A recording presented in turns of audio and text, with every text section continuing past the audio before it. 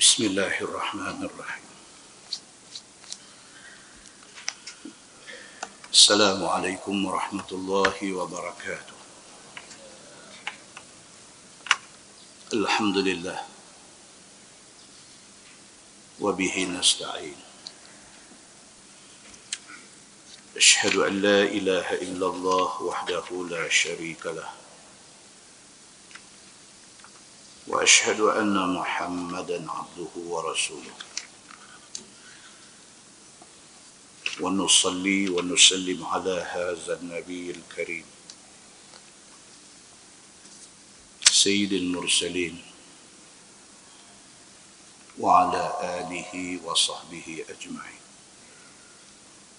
أما بعد أيها المؤمنون اتقوا الله أوصيكم وإياي بتقوى الله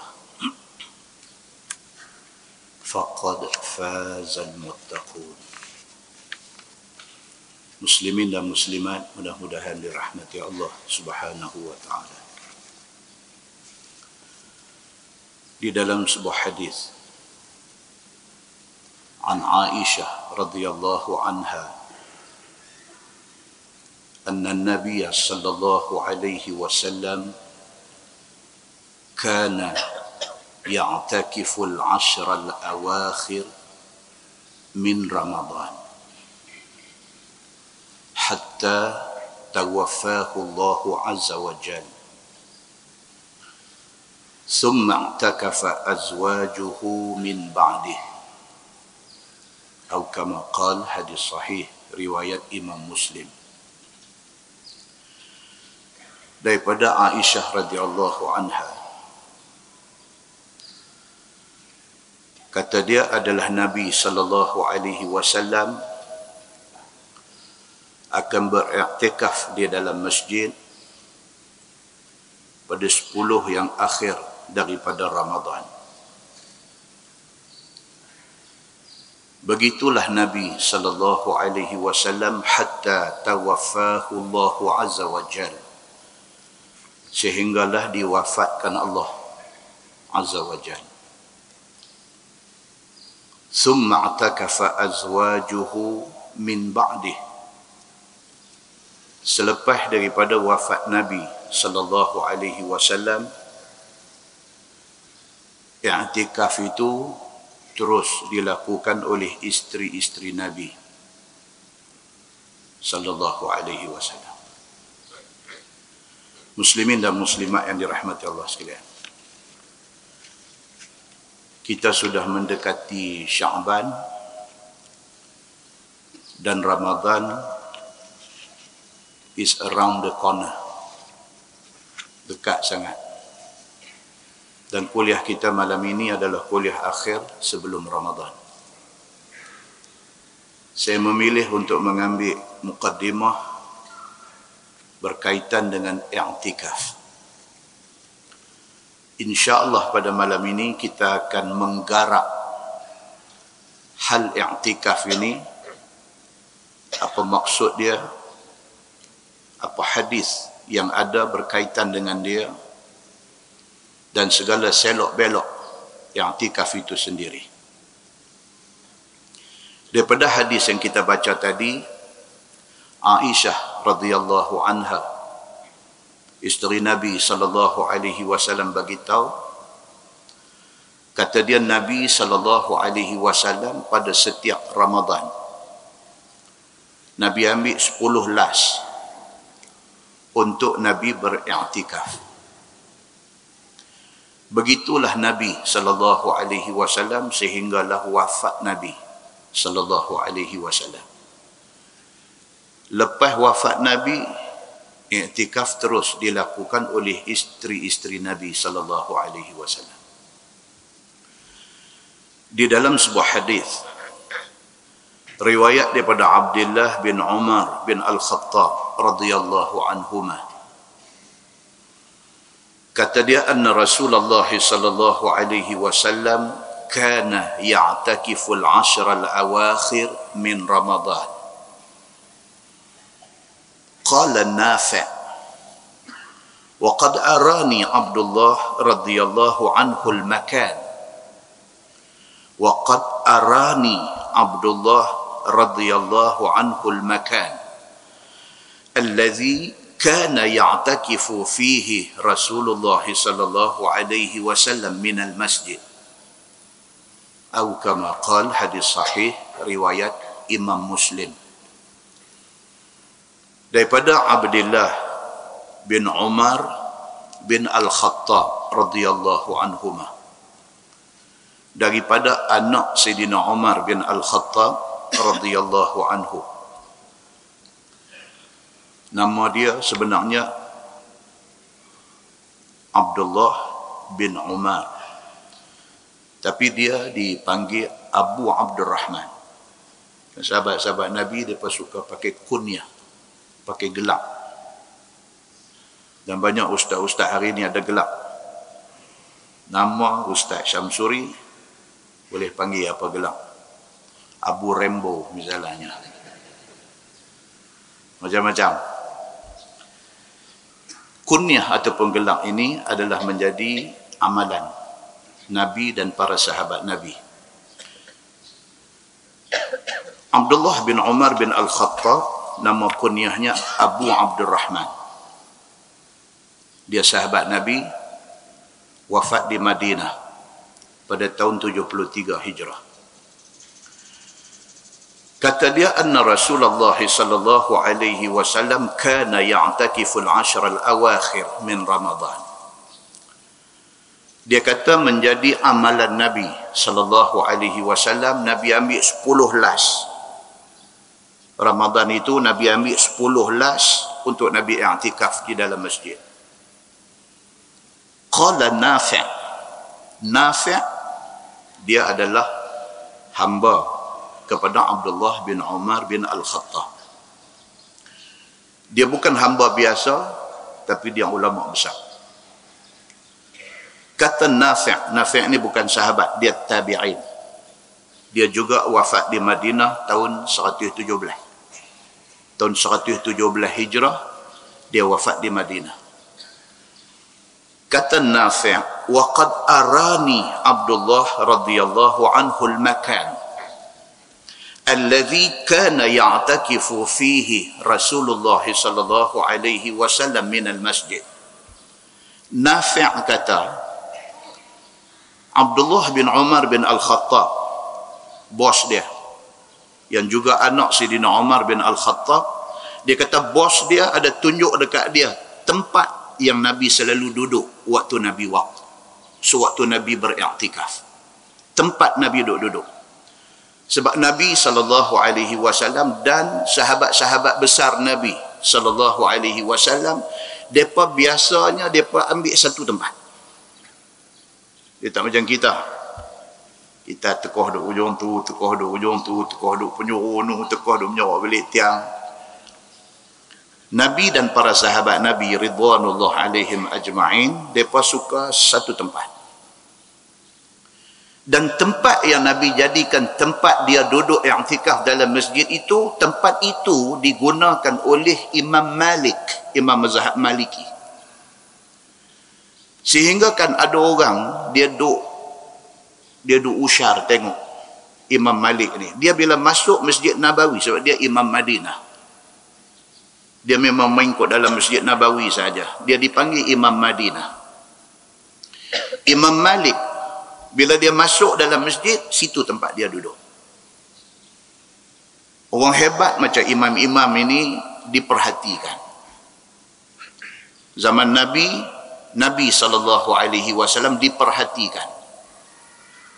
Selepas wafat Nabi, para sahabat Nabi ridwanullah alaihim ajma'in diperhatikan.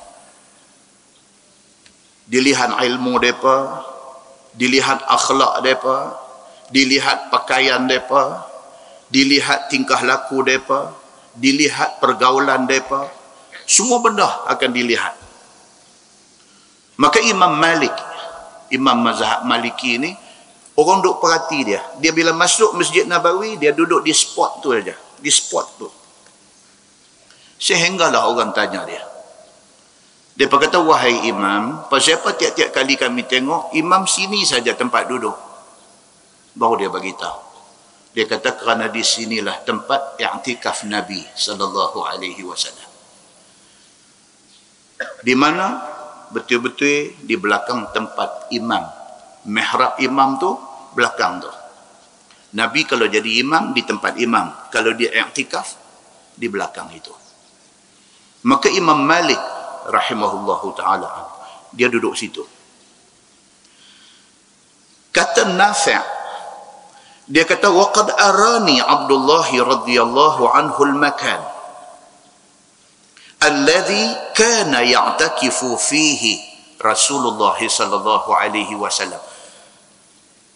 Abdullah bin Umar bin Al-Khattab, bos aku, dia tunjuk ke aku tempat yang Nabi SAW selalu duduk i'tikaf. Maka tempat itu menjadi rebutan di kalangan para sahabat Nabi ridwanullah alaihim ajma'in. Di dalam sebuah hadis riwayat daripada Aisyah radhiyallahu anha, kata dia, kana Rasulullah sallallahu alaihi wasallam idza dakhala al-'ashru ahya al-lail wa ayqadha ahlah wa jadda wa shadda al-mi'zar, atau kama qala, hadis sahih riwayat Muslim.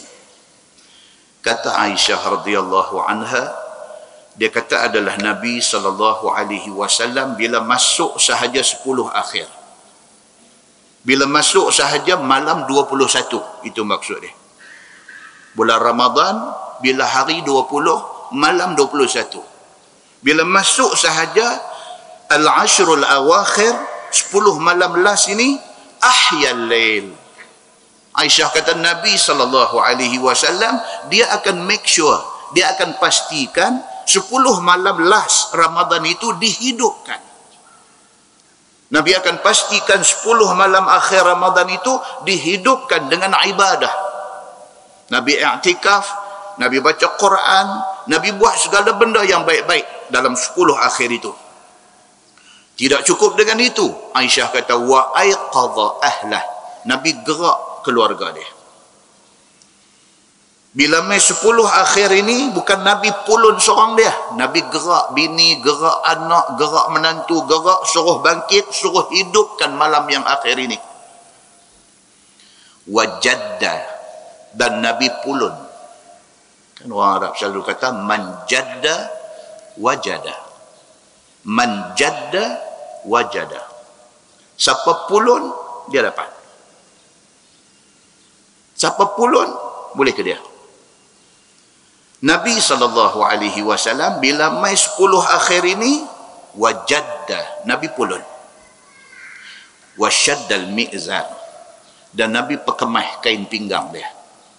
Maksud dia, Nabi cuba menghindarkan diri daripada bersama dengan isteri dia. Pasal Nabi nak fokus kepada ibadah yang penuh pada 10 yang akhir itu. Tuan-tuan muslimin dan muslimat yang dirahmati Allah sekalian, Ramadan mai, Ramadan pi. Adakah tiap-tiap kali mai Ramadan itu kita ambil manfaat daripada dia? Ramadan dia tak, dia sampai time dia mai, cukup time dia pi. Sampai time dia mai, cukup time dia pi. Kita nak rebut ke, kita tak mau rebut ke, itu kita punya hal. Orang yang rebut Ramadan, dia dapat faedah dia. Siapa yang membiarkan Ramadan berlalu tanpa ada satu usaha, nak rebut, nak grab, ambil masa yang penuh barakah ini, dia lepas. Dan belum tentu dia akan dapat Ramadan yang satu lagi. Muslimin dan muslimat yang dirahmati Allah sekalian. Dalam sebuah hadis riwayat daripada Aisyah radhiyallahu anha, kata dia, in kuntu la adkhulul bait lil hajah wal marid fihi fama as'alu anhu illa wa ana marrah wa in kana Rasulullah sallallahu alaihi wasallam la yudkhilu alayya ra'sah wa huwa fil masjid fa urajjiluhu wa kana la yadkhulul bait illa li hajah illa kana mu'takifan. Atau kama qal, hadis sahih riwayat Muslim. Daripada Aisyah radhiyallahu anha, kata dia, in kuntu la adkhulul bait lil hajah,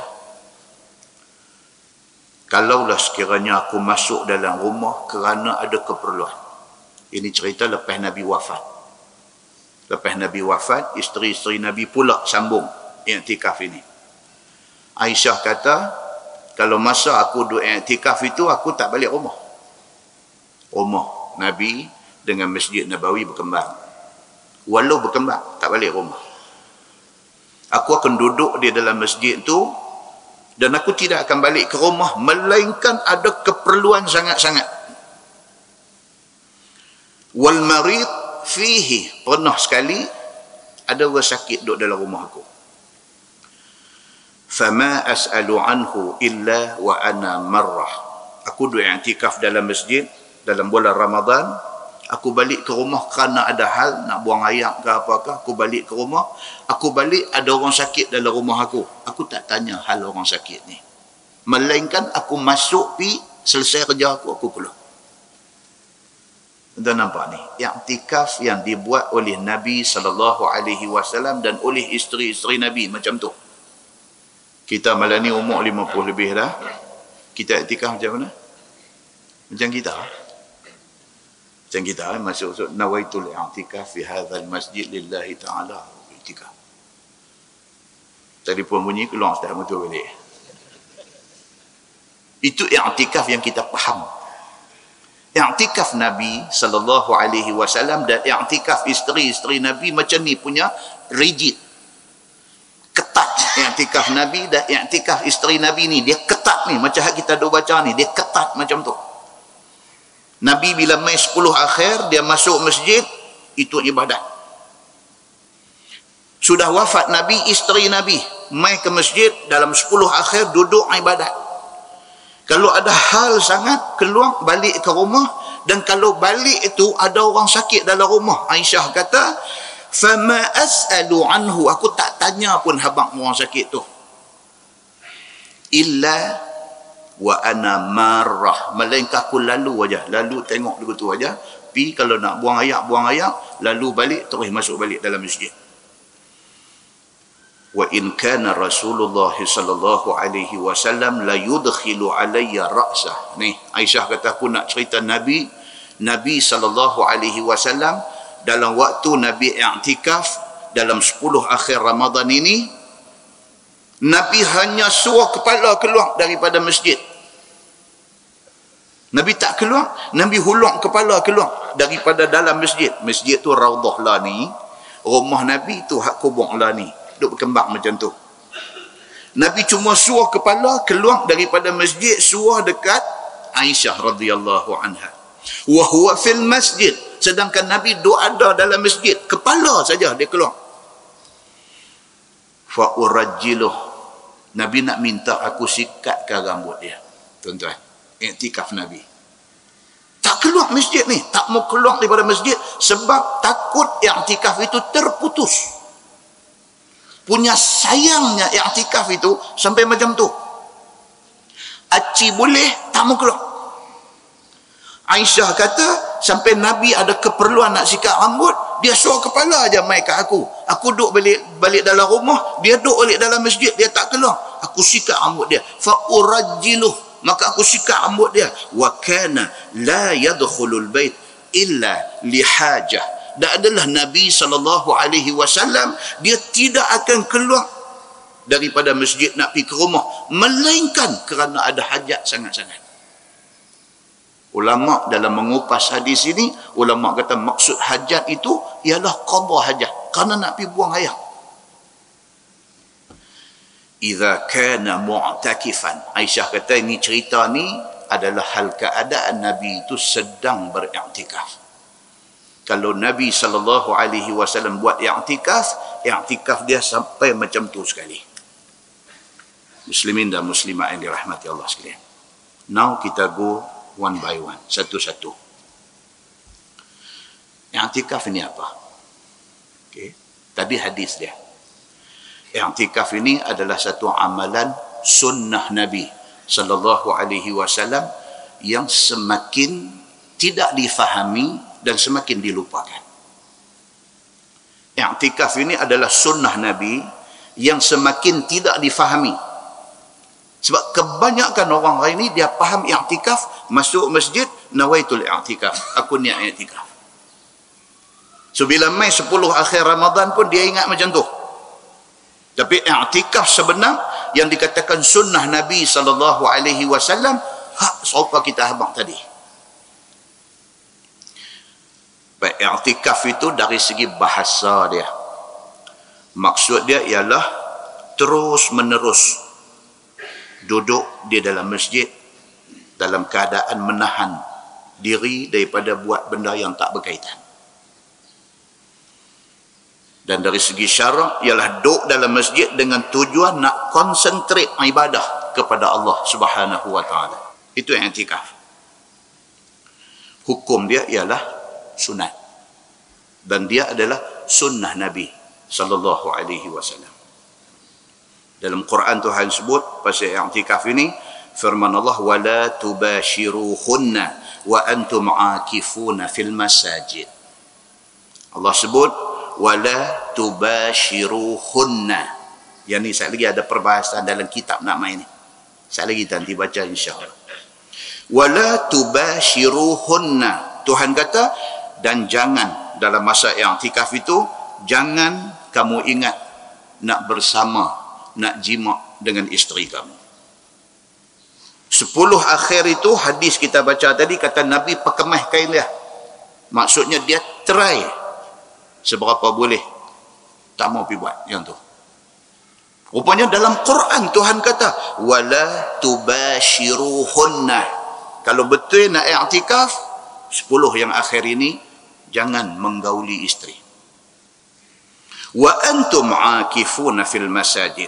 Sedangkan kamu pada ketika itu sedang beriktikaf di dalam masjid.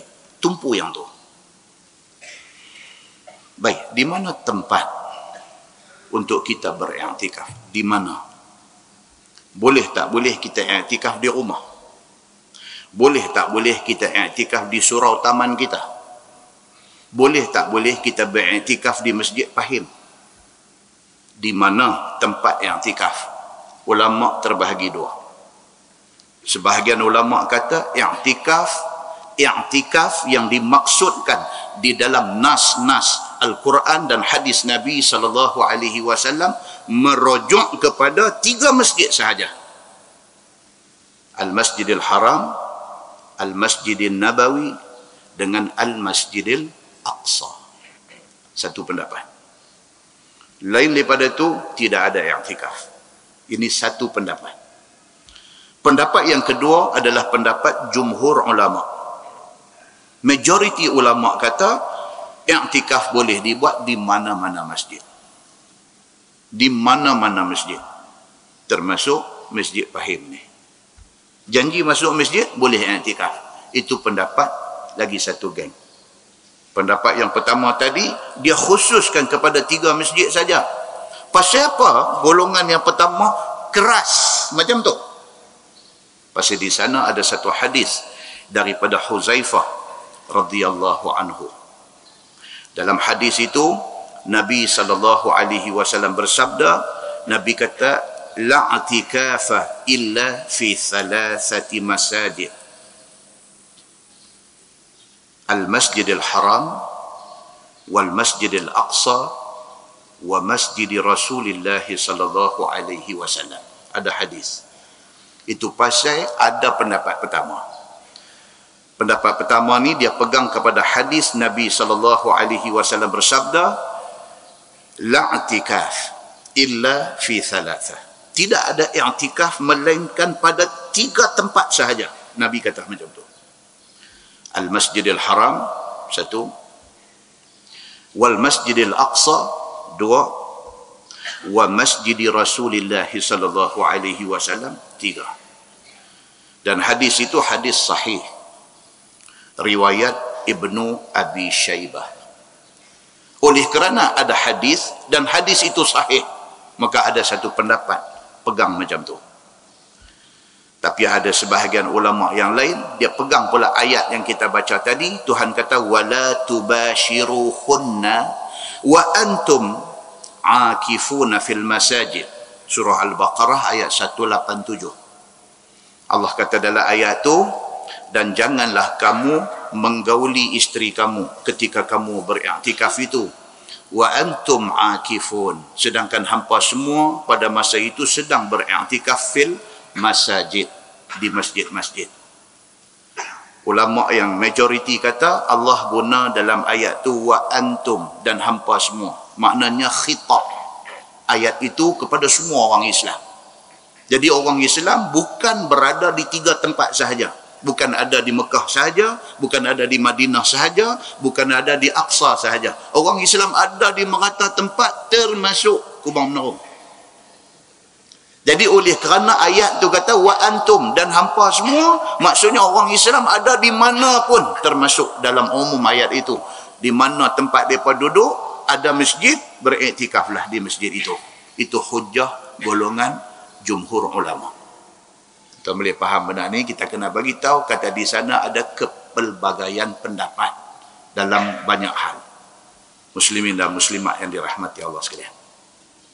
Cuma kata jumhur ulama yang afdalnya, hadis tadi, hadis Huzaifah, dia kata tidak boleh iktikaf melainkan 3 masjid.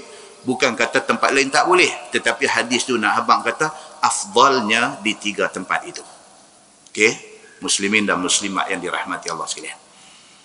Baik, soalnya boleh tak boleh bila kita iktikaf kita nak keluar masjid. Itu perbincangan. Boleh tak boleh bila kita duduk dalam masjid dalam 10 akhir Ramadan, kita dah niat kita nak iktikaf, boleh tak boleh keluar balik rumah ke, pi mana atas apa-apa keperluan, boleh ke tak boleh? Perbincangan ada di sana. Majoriti ulama kata yang boleh hanya untuk buang air saja. Ketat tuan-tuan. Makna kata hak kita duk buat selama ni sampai umur kita dah 50 lebih ni, kalau ikut kira bukan iktikaf. Bukan iktikaf seperti yang dimaksudkan oleh Nabi SAW. So dia kata boleh keluar ni untuk buang air sahaja. Itu pun kata ulama ni kalau masjid tidak menyediakan toilet. Kalau ada, hampir toilet tu lah. Kalau masjid jenis tak ada toilet, kena balik rumah, dibenarkan untuk buang air. Balik segera ke masjid untuk i'tikaf al-ashrul awakhir, 10 akhir Ramadan ini. Kata Ibnu Qudamah, dia ni pelonggang sikit, boleh keluar. Dia kata bukan tak boleh keluar, tapi keluar dengan syarat tidak lama. Nak tu dia bagi longgang sikit. Dia kata boleh, bukan tak boleh keluar. 10 akhir Ramadan kita main masjid i'tikaf, boleh keluar. Dia kata tapi jangan lama. Kalau keluar tu jangan lama. Itu pun dia kata keluar untuk buang air. Yang kedua, nak keluar pi makan minum, buka puasa ataupun sahur.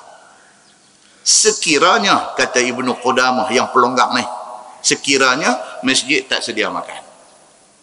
Ketat jugalah, tapi longgang sikit.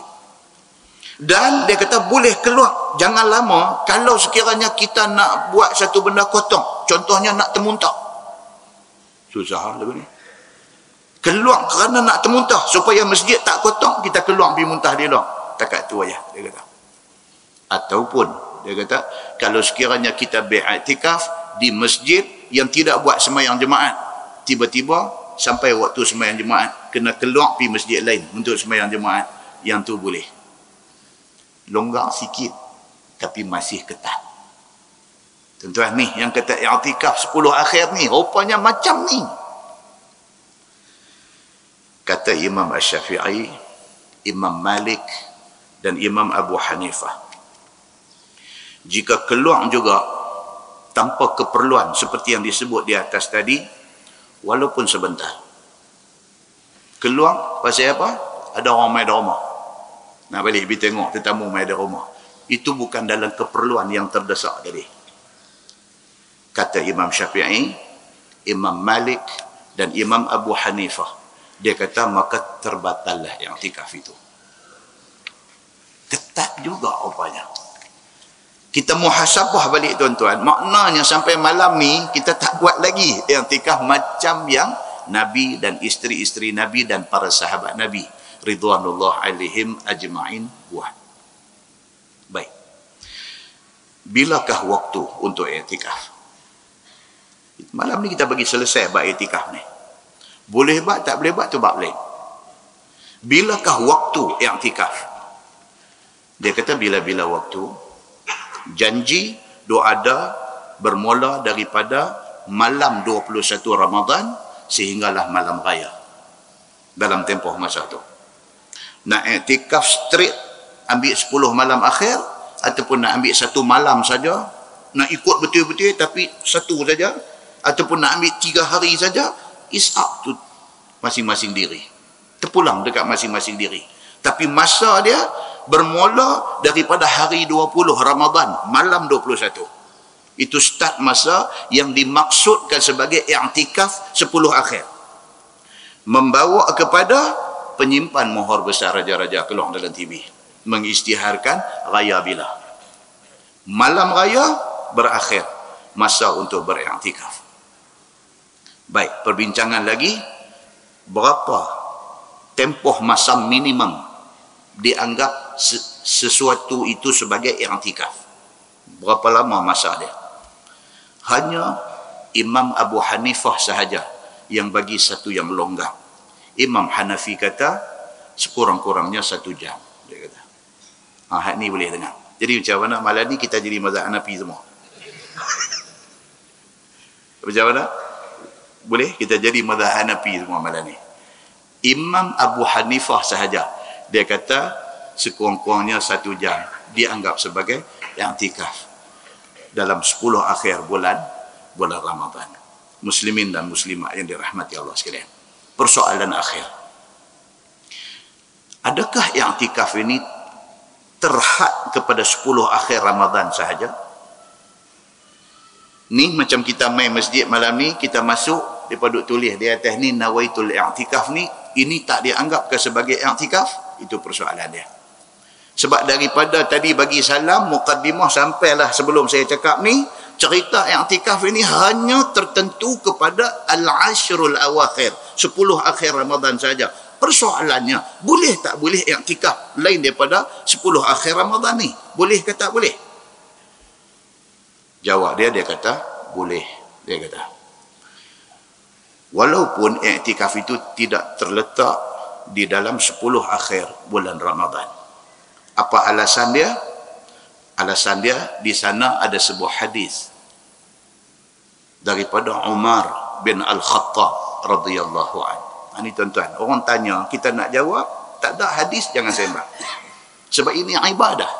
Ibadah dia ikat kita dengan nas. Kita boleh jawab tembak angin, tembak peluru kapur, tak boleh. Dia kena jawab, kena ada nas. Kalau orang kata boleh, tak boleh ustaz. Kalau kita nak i'tikaf tapi bukan bulan Ramadan, bukan 10 akhir Ramadan, macam kita duduk main masjid, kita nak duduk, kita nak niat nawaitul i'tikaf, boleh ke tak boleh? Tanya. Kalau nak jawab boleh, apa dalil dia? Kalau kata tak boleh, apa dalil dia? Maka ulama kata boleh. Pasal apa? Pasal hadis Umar bin Al-Khattab radhiyallahu anhu. Kata Sayyidina Umar, kuntu nazartu fil jahiliyah an a'takifa laylatan fil masjidil haram. Qala an-nabi sallallahu alaihi wasallam, fa'awfi bin nadhrik. Atau kama qala, hadis sahih muttafaqun alaih. Cukup kuat hadis ni. Sayyidina Umar bin Al-Khattab radhiyallahu anhu, masa zaman dia belum Islam, dia sudah bernazar. Dia kata, kuntu nazartu fil jahiliyah. Zaman aku jahiliyah, aku tak masuk Islam dulu, aku ada bernazar. An a'takifa laylatan fil masjidil haram. Aku nak ambil satu malam, nak beriktikaf dalam masjidil haram. Dia jatuh niat dalam hati dia, dia bernazar dalam hati dia, dia nak ambil satu malam, nak duduk dalam Masjidil Haram, tak mau keluar.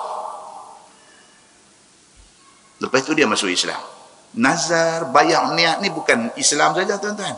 Orang kafir pun, mereka pun bayar niat juga. Itu yang duk sembelih kambing di Pulau Besar Melaka tu semua tu. Bukan kata orang Islam. Orang bukan Islam pun pi. Pulau Besar Melaka, orang bukan Islam pun pi. Hindu ada pi. Orang agama Buddha ada pi.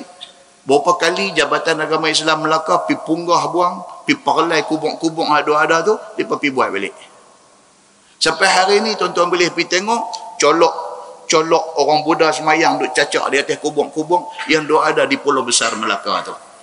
Kemian ni saya kata lah. Kemian duk perasa dengan macam-macam tak pasal-pasal pergi duk tambat kain kuning, kain merah apa semua. Ini apa ni? Ini semua cerita apa? Cerita nazar, cerita bayar niat. Depa adakan satu masalah, depa pasang satu niat, kalau anak aku baik daripada penyakit ni, boleh faedah kubung Pulau Melaka ni. Aku nanti pergi potong kambing ke, pergi potong ayam putih ke apa. Ini semua nazar. Nazar ini dibuat oleh Umar bin Al-Khattab sebelum dia masuk Islam. Bila dia dah masuk Islam, dia pergi habaq dekat Nabi. Umar kata, kuntu nazartu fil jahiliyah. Umar kata, ya Rasulullah, sebelum saya masuk Islam, zaman saya jahiliyah, saya ada satu nazar. Saya bernazar an a'takifa laylah fil Masjidil Haram. Saya nak ambil satu malam, saya nak pergi duduk dalam Masjidil Haram, nak beriktikaf. Qala Nabi sallallahu alaihi wasallam. Nabi kata dekat Sayyidina Umar, fa'aufi binadhrik. Nabi kata, penuhi, tunaikan nazar kamu itu. Walaupun nazar dibuat sebelum dia masuk Islam. Nazar itu untuk nak mendekatkan diri dengan Allah Subhanahu wa taala. Tuhan Kaabah. Depa sebut masa tu Tuhan Kaabah. Nabi kata dekat dia, tunaikan, penuhi nazar kamu itu. Sedangkan benda ni berlaku di luar Ramadan. Nabi suruh. Kerana Nabi suruh Umar pergi tunaikan nazar dia nak beriktikaf di Masjidil Haram, maka beriktikaf luar Ramadan dibenarkan. Itu dalil dia. Dan dalil itu daripada hadis yang cukup kuat. Hadis muttafaqun alaih. Muslimin dan muslimat yang dirahmati Allah sekalian. Apakah adab bila kita nak beriktikaf? Apa adab kita? Yang pertama, niat mau ikhlas kerana Allah. Itu nombor satu. Kita ambil cuti 10 akhir Ramadan, mai duk iktikaf masjid ni, duk habang habis semua satu pejabat kata saya 10 akhir ni memang saya nak pergi iktikaf, saya nak pergi buat tak cantik. Ambil cuti, sengap-sengap mai kita dengan Tuhan, ikhlas. Cantik. Yang kedua, penuhkan masa sewaktu iktikaf itu dengan benda-benda yang boleh bagi kita dekat dengan Allah, bagi kita dapat pahala. Apa dia? Baca Quran. Banyakkan sembahyang sunat, zikir bagi banyak, muhasabah diri, mengenangkan segala salah silap dosa kita yang tak tahu punya banyak ni, istighfar, bertaubat, minta ampun kepada Allah. Itu pengisian i'tikaf. Yang ketiga, jangan buang waktu secara sia-sia. Maksudnya apa? Zamanlah mai 10 akhir Ramadan duduk tengok Facebook. Mai i'tikaf dalam masjid. Time memang cantik 10 akhir. Duduk baca Facebook. Duduk update. Gelak seorang-seorang. Ini semua kerja merepek dan kerja karut. Dia kata, jangan buat macam tu. Dan yang keempat, jangan tinggalkan masjid. Kalau dah kita niat i'tikaf, sedaya upaya jangan tinggalkan masjid kecuali keadaan darurat dan terdesak. Duduklah masjid i'tikaf, bini telefon, abang ni ulang telung selah masuklah rumah ni. Astagfirullahalazim, astagfirullahalazim. Tak balik. Bini telefon dia, abang ni dia patuk anak dah ni, dia patuk. Astagfirullahalazim. Kalau Piramli dia tak coba. Pasal apa? Aku tengah duduk i'tikaf. Itu tak cerdik. Itu dia panggil keadaan darurah. Keadaan itu sangat terdesak, emergency, you kena balik.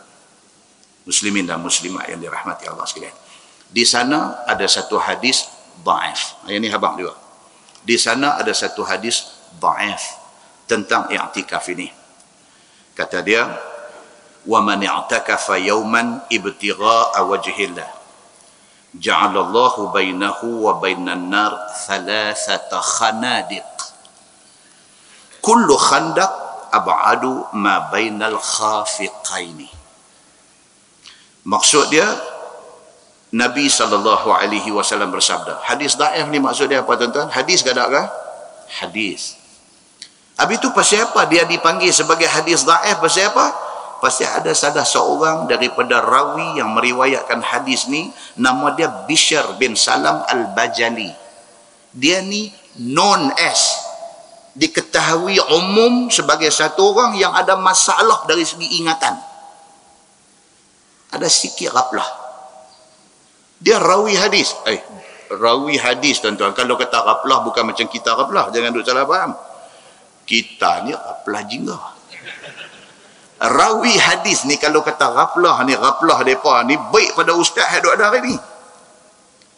Pun macam tu, kerana dia ni diketahui orang sebagai satu orang yang tak syap. Ingatan dia tak syap.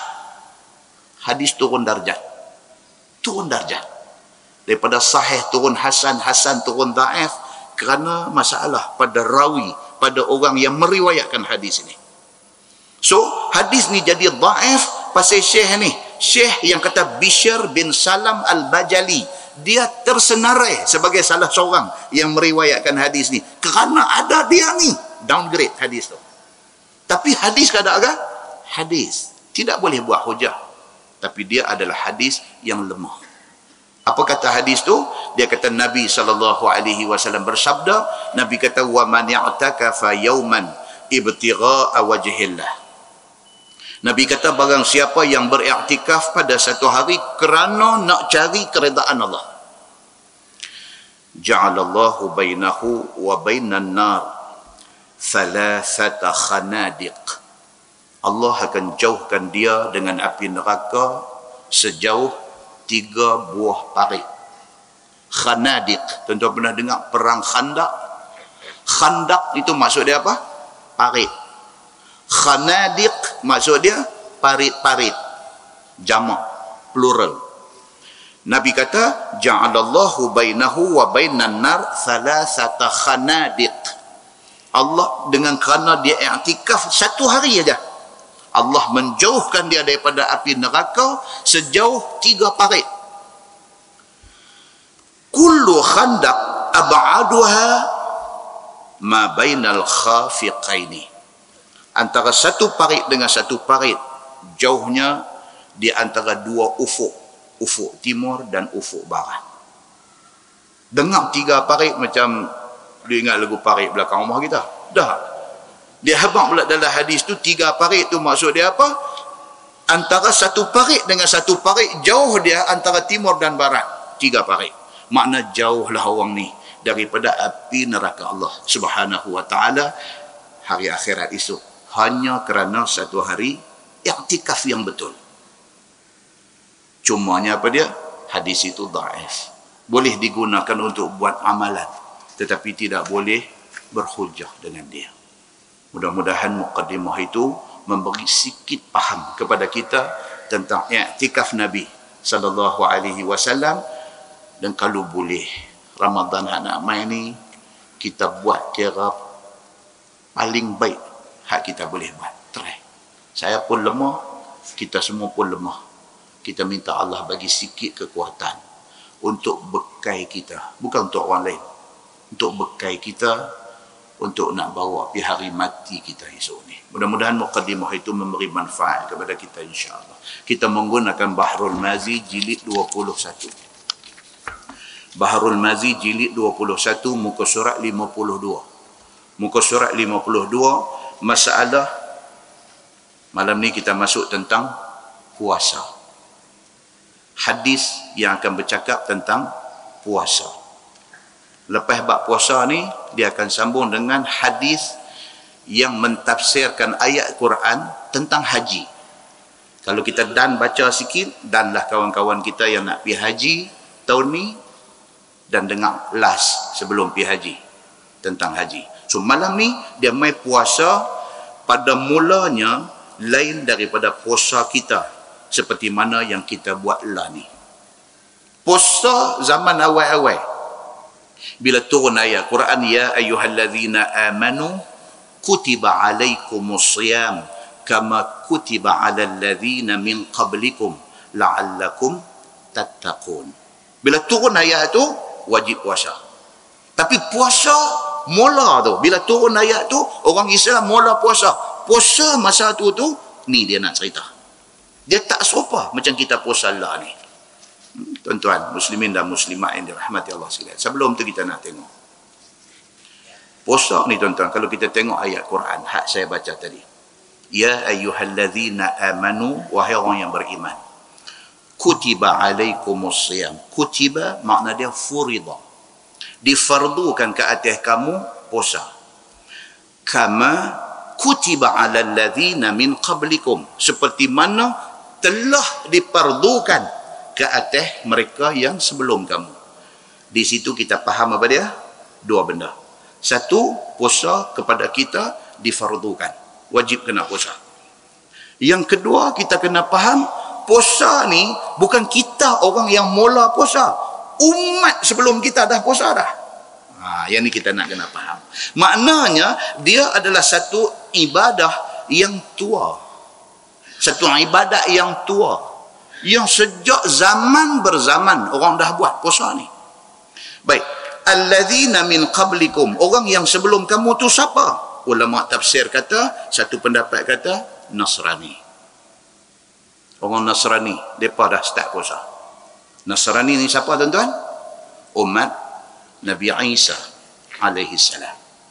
Satu pendapat kata bukan Nasrani sahaja, Ahlul Kitab. Pendapat kedua, yang kata umat dulu yang puasa ni siapa dia? Ahlul Kitab. Ahlul Kitab maksud dia apa dia? Yahudi dan Nasrani. Bukan Nasrani sahaja, bahkan Yahudi dan Nasrani. Semua ni Ahlul Kitab dulu. Dan mereka dulunya dah puasa. Ada satu lagi pendapat kata, alladzina min qablikum, maksud dia semua umat, semua bangsa yang ikut apa agama pun dulu ada puasa. Tiga pendapat ada di situ. Dan hari ini, kita bawa mai hari ini. Hari ini tuan-tuan, hampir semua bangsa, hampir semua agama ada puasa.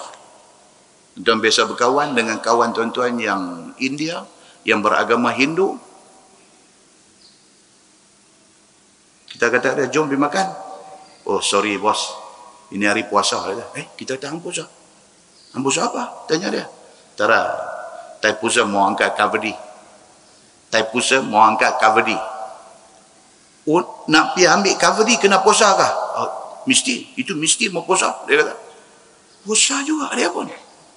Tapi, tengok. Duk Europe Milo ais okey aja. Ini apa ni? Tak. Ini hari puasa juga. Lain tak boleh. Ini saja boleh. Oh, puasa. Kita kata dia. Puasa. Ini apa? Tak, ini okey. Kita itu lain, itu makan semua, ini minum okey juga. Oh, macam ni punya puasa setahun pun tak apa, kita kata. Tapi soalnya apa dia? Mereka puasa ke tak? Bagi mereka itu puasa. Maknanya puasa itu ada di kalangan mereka. Okey? Baik. Kita tengok di Malaysia. Cina, ada puasa ada Cina? Ada? Ada. Tuan-tuan berkawan dengan Cina, tuan-tuan boleh tahu. Ada hari dia puasa. Tapi ayam jalan. Cuma puasa cara dia. Mereka puasa, tapi puasa mengikut faham dan mengikut agama mereka. Tapi soalnya, puasa itu ada. Kesamaan di antara puasa-puasa daripada mereka ni semua ni apa dia? Mereka puasa tak makan benda menyawa. Sup sayur okey. Tapi telur jangan buh. Ayam jangan buh. Dia kata. Sup sayur jalan. Sup sayur jalan bukan kata setahun. Berapa tahun pun boleh puasa. Tapi bagi dia itu puasa. Dia tahan diri. Kan puasa ni apa dia tuan-tuan? Tahan diri daripada makan, minum dan melakukan perkara-perkara yang membatalkan puasa. Bagi kita, bagi dia, puasa itu apa dia? Puasa itu menahan diri daripada makan benda bernyawa. Hal lain okey. Dia kata. Tapi itu puasa bagi dia. Puasa mengikut definisi dia. Nampak tak? Ini yang dia nak bagi tahu maksud ayat alladzina min qablikum, puasa umat sebelum kamu, dibawa sampai ke zaman hari ini. Muslimin dan muslimat yang dirahmati Allah sekalian, pergi tengok lagi jauh. Tadi tengok masyarakat Malaysia, jenis ni puasa yang yuk kan. Pergi jauh sikit lagi, orang Parsi juga ada puasa. Amalan puasa mereka dalam setahun 7 hari. Ada juga puasa mereka dalam setahun 7 hari. Tak boleh makan, tapi boleh minum. Sayur pun tak boleh makan, apa pun tak boleh makan, memang tak makan, tapi minum dulu jalan. Itu puasa orang Parsi. Mesir purba, dia kata. Orang Mesir zaman duk sembah berhala dulu ni. Puasa ada dalam kalangan mereka. Bagi orang yang niat nak pergi khidmat ke rumah ibadat mereka. Bila dia ada pasang niat, dia nak jadi khadam, jaga rumah berhala dia selama seminggu misalnya. Sebelum dia pergi start duty dia nak jaga rumah ibadat dia tu, dia kena puasa 2 hari. Ini puasa di kalangan Mesir tua. Dia kata tu Mesir purba dulu macam tu. Dan di kalangan Mesir purba juga, mereka puasa apabila mereka ditimpa musibah. Mereka kena banjir besar, mereka puasa lepas pada tu. Sebagai tanda minta sorry dengan Tuhan. Mereka percaya kata banjir ni Tuhan hantar mai sebagai satu punishment, sebagai satu hukum atas kesalahan mereka. So mereka puasa sebagai nak minta sorry dekat Tuhan, supaya next time tak mau dah banjir-banjir ni semua. Pokok pangkalnya apa dia? Ada tak ada puasa dalam kepercayaan mereka? Ada puasa dalam kepercayaan mereka. Maksudnya hak Allah sebut dalam Quran itu tidak salah. Memang Allah tahu bahawa manusia ini ada mengamalkan amalan ini, amalan puasa ini. Greek, bukan Greek Perak, Greek dengan Rom dulu. Orang-orang Greek dan orang-orang Rom dulu, mereka puasa 10 hari sebelum turun perang. Kalau ada peperangan, mereka nak kena turun pergi berperang dengan pasukan mana, dengan negeri mana, dengan apa, 10 hari sebelum turun tu mereka puasa. Ini amalan puasa yang berlaku di dalam kalangan masyarakat dulu. Bahkan di kalangan orang Rom, mereka percaya siapa puasa, ayat liak orang puasa tu, dia kata kalau ludah kena king cobra mati. Kepercayaan. Yang ni yang dikatakan belief. Mereka punya belief, mereka punya kepercayaan. Dia percaya kata kalau dia buat puasa yang disuruh oleh agama dia ni, ayak liang orang yang puasa ni, ayak liang tu jadi something. Kalau ludah ulang mati. Bukan ludah ke atas ulang yang dah mati tak. Ludah kepada ulang tu mati. Muslimin dan muslimat yang dirahmati Allah sekalian. Orang Yahudi. Saya cek dalam kitab ni cerita pasal mereka ni punya puasa ni. Orang Yahudi sampai hari ni Ashura mereka puasa. Ashura. Kan kita baca hadis Nabi SAW hijrah Mekah pergi Madinah. Bila Nabi sampai di Madinah, hari Ashura, tengok orang Yahudi. Di Madinah Yahudi ramai. Kan Nabi sampai bila hijrah ke Madinah, Nabi kena buat perjanjian dengan orang Yahudi. Pasal mereka ramai dok ada di Madinah ni. Nabi pergi tengok mereka 10 Muharram, hari Ashura, mereka puasa. Nabi kata apa kat mereka? Nabi kata, hampa puasa pasal apa? Mereka kata, kami puasa kerana meraihkan berjayanya Nabi Musa lepas daripada kena ligan dengan Fir'aun. Kami merayakan hari Nabi Musa selamat daripada Fir'aun ni, maka kami puasa. Nabi Muhammad kata apa? Kalau lagu tu kami lebih berhak berpuasa kerana Musa itu Nabi di dalam agama kami. Sampai hari ni Yahudi puasa pada hari Ashura. Dan Yahudi puasa tidak makan, tidak minum dan tidak bersama isteri. Mereka mirip. Mereka mirip. Pasal apa mereka mirip? Pasal mereka asalnya ikut Taurat. Dan Taurat itu kitab samawi, kitab langit. Allah buat turun mai. Sampai hari ni, yang geng ortodok mereka ni, kalau tuan-tuan ada rezeki, boleh pi ziarah ke Baitul Maqdis, boleh pi ke Morning Wall mereka tu. tempat mereka duk teriak di dinding tu, ni hak ketayak kuih pau kecil atas ni. Oh, geng ni puasa tak lepas. Geng ni puasa tak lepas. Pasal mereka religious. Mereka sangat beragama dengan agama mereka. Ashura, hari mereka puasa, dan mereka puasa tidak makan, tidak minum, dan tidak bersama dengan isteri. Nasrani, tadi Yahudi. Nasrani pun sama, ada cara puasa masing-masing. Cuma Nasrani ini ada yang ortodok, ada yang Katolik, ada yang Protestan. Tiga-tiga mazhab besar mereka ni, tiga-tiga ada puasa mereka. Cuma berbeza, antara satu dengan satu berbeza. Ada yang puasa dia start tengah malam, buka tengah hari. Dia macam tu. Dia puasa dia start ke 12, dia start puasa, buka puasa tengah hari esok. Kita cakap dulu ni cantik lah. Janganlah tak cantik. Kita punya yang cantik kan. Mereka ni macam tu.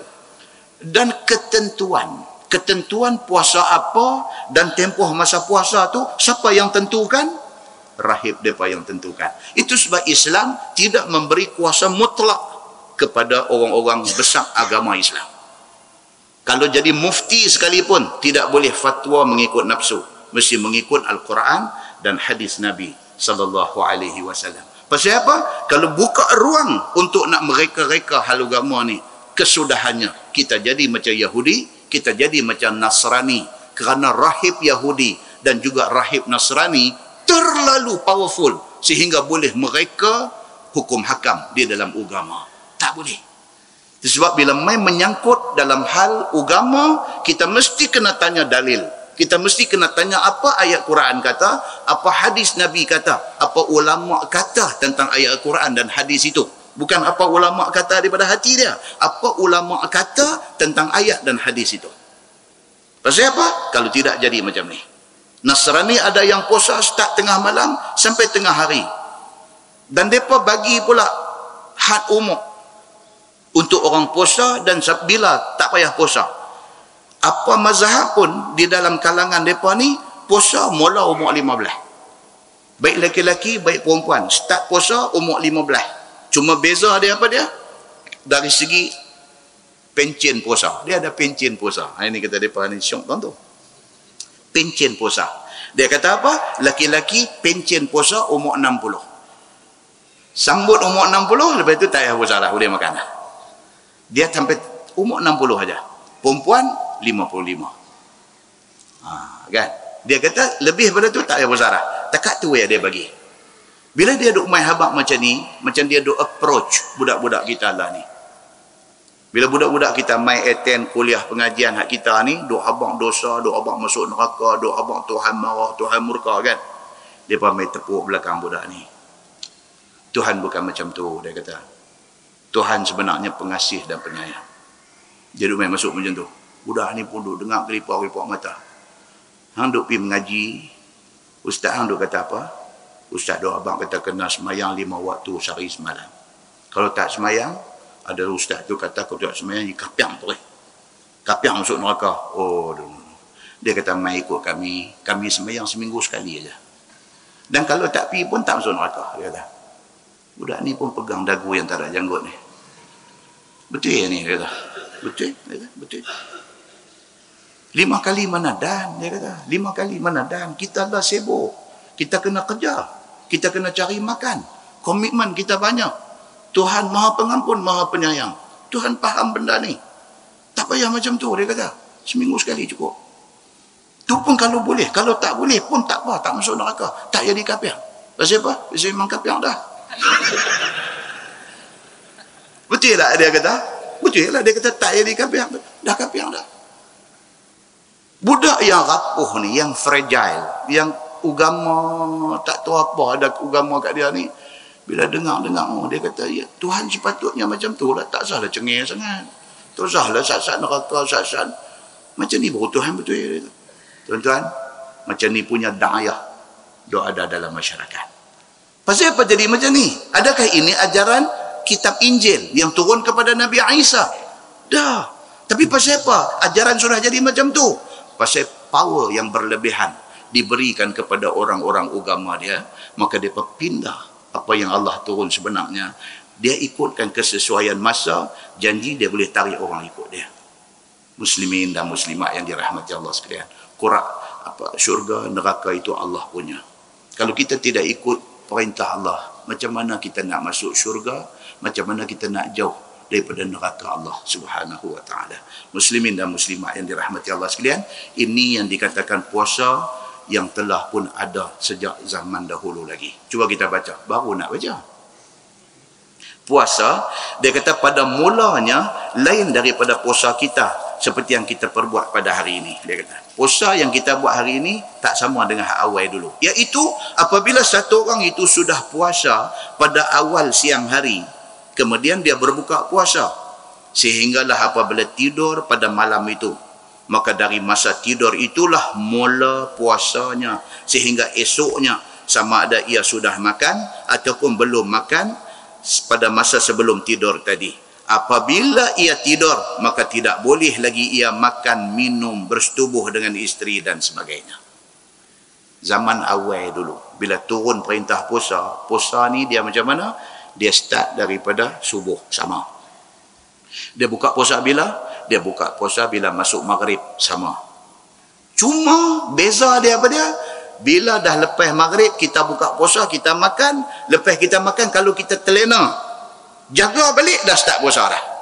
Tak boleh makan, tak boleh minum, tak boleh buat apa dah. Kita dah terikat dah dengan peraturan puasa.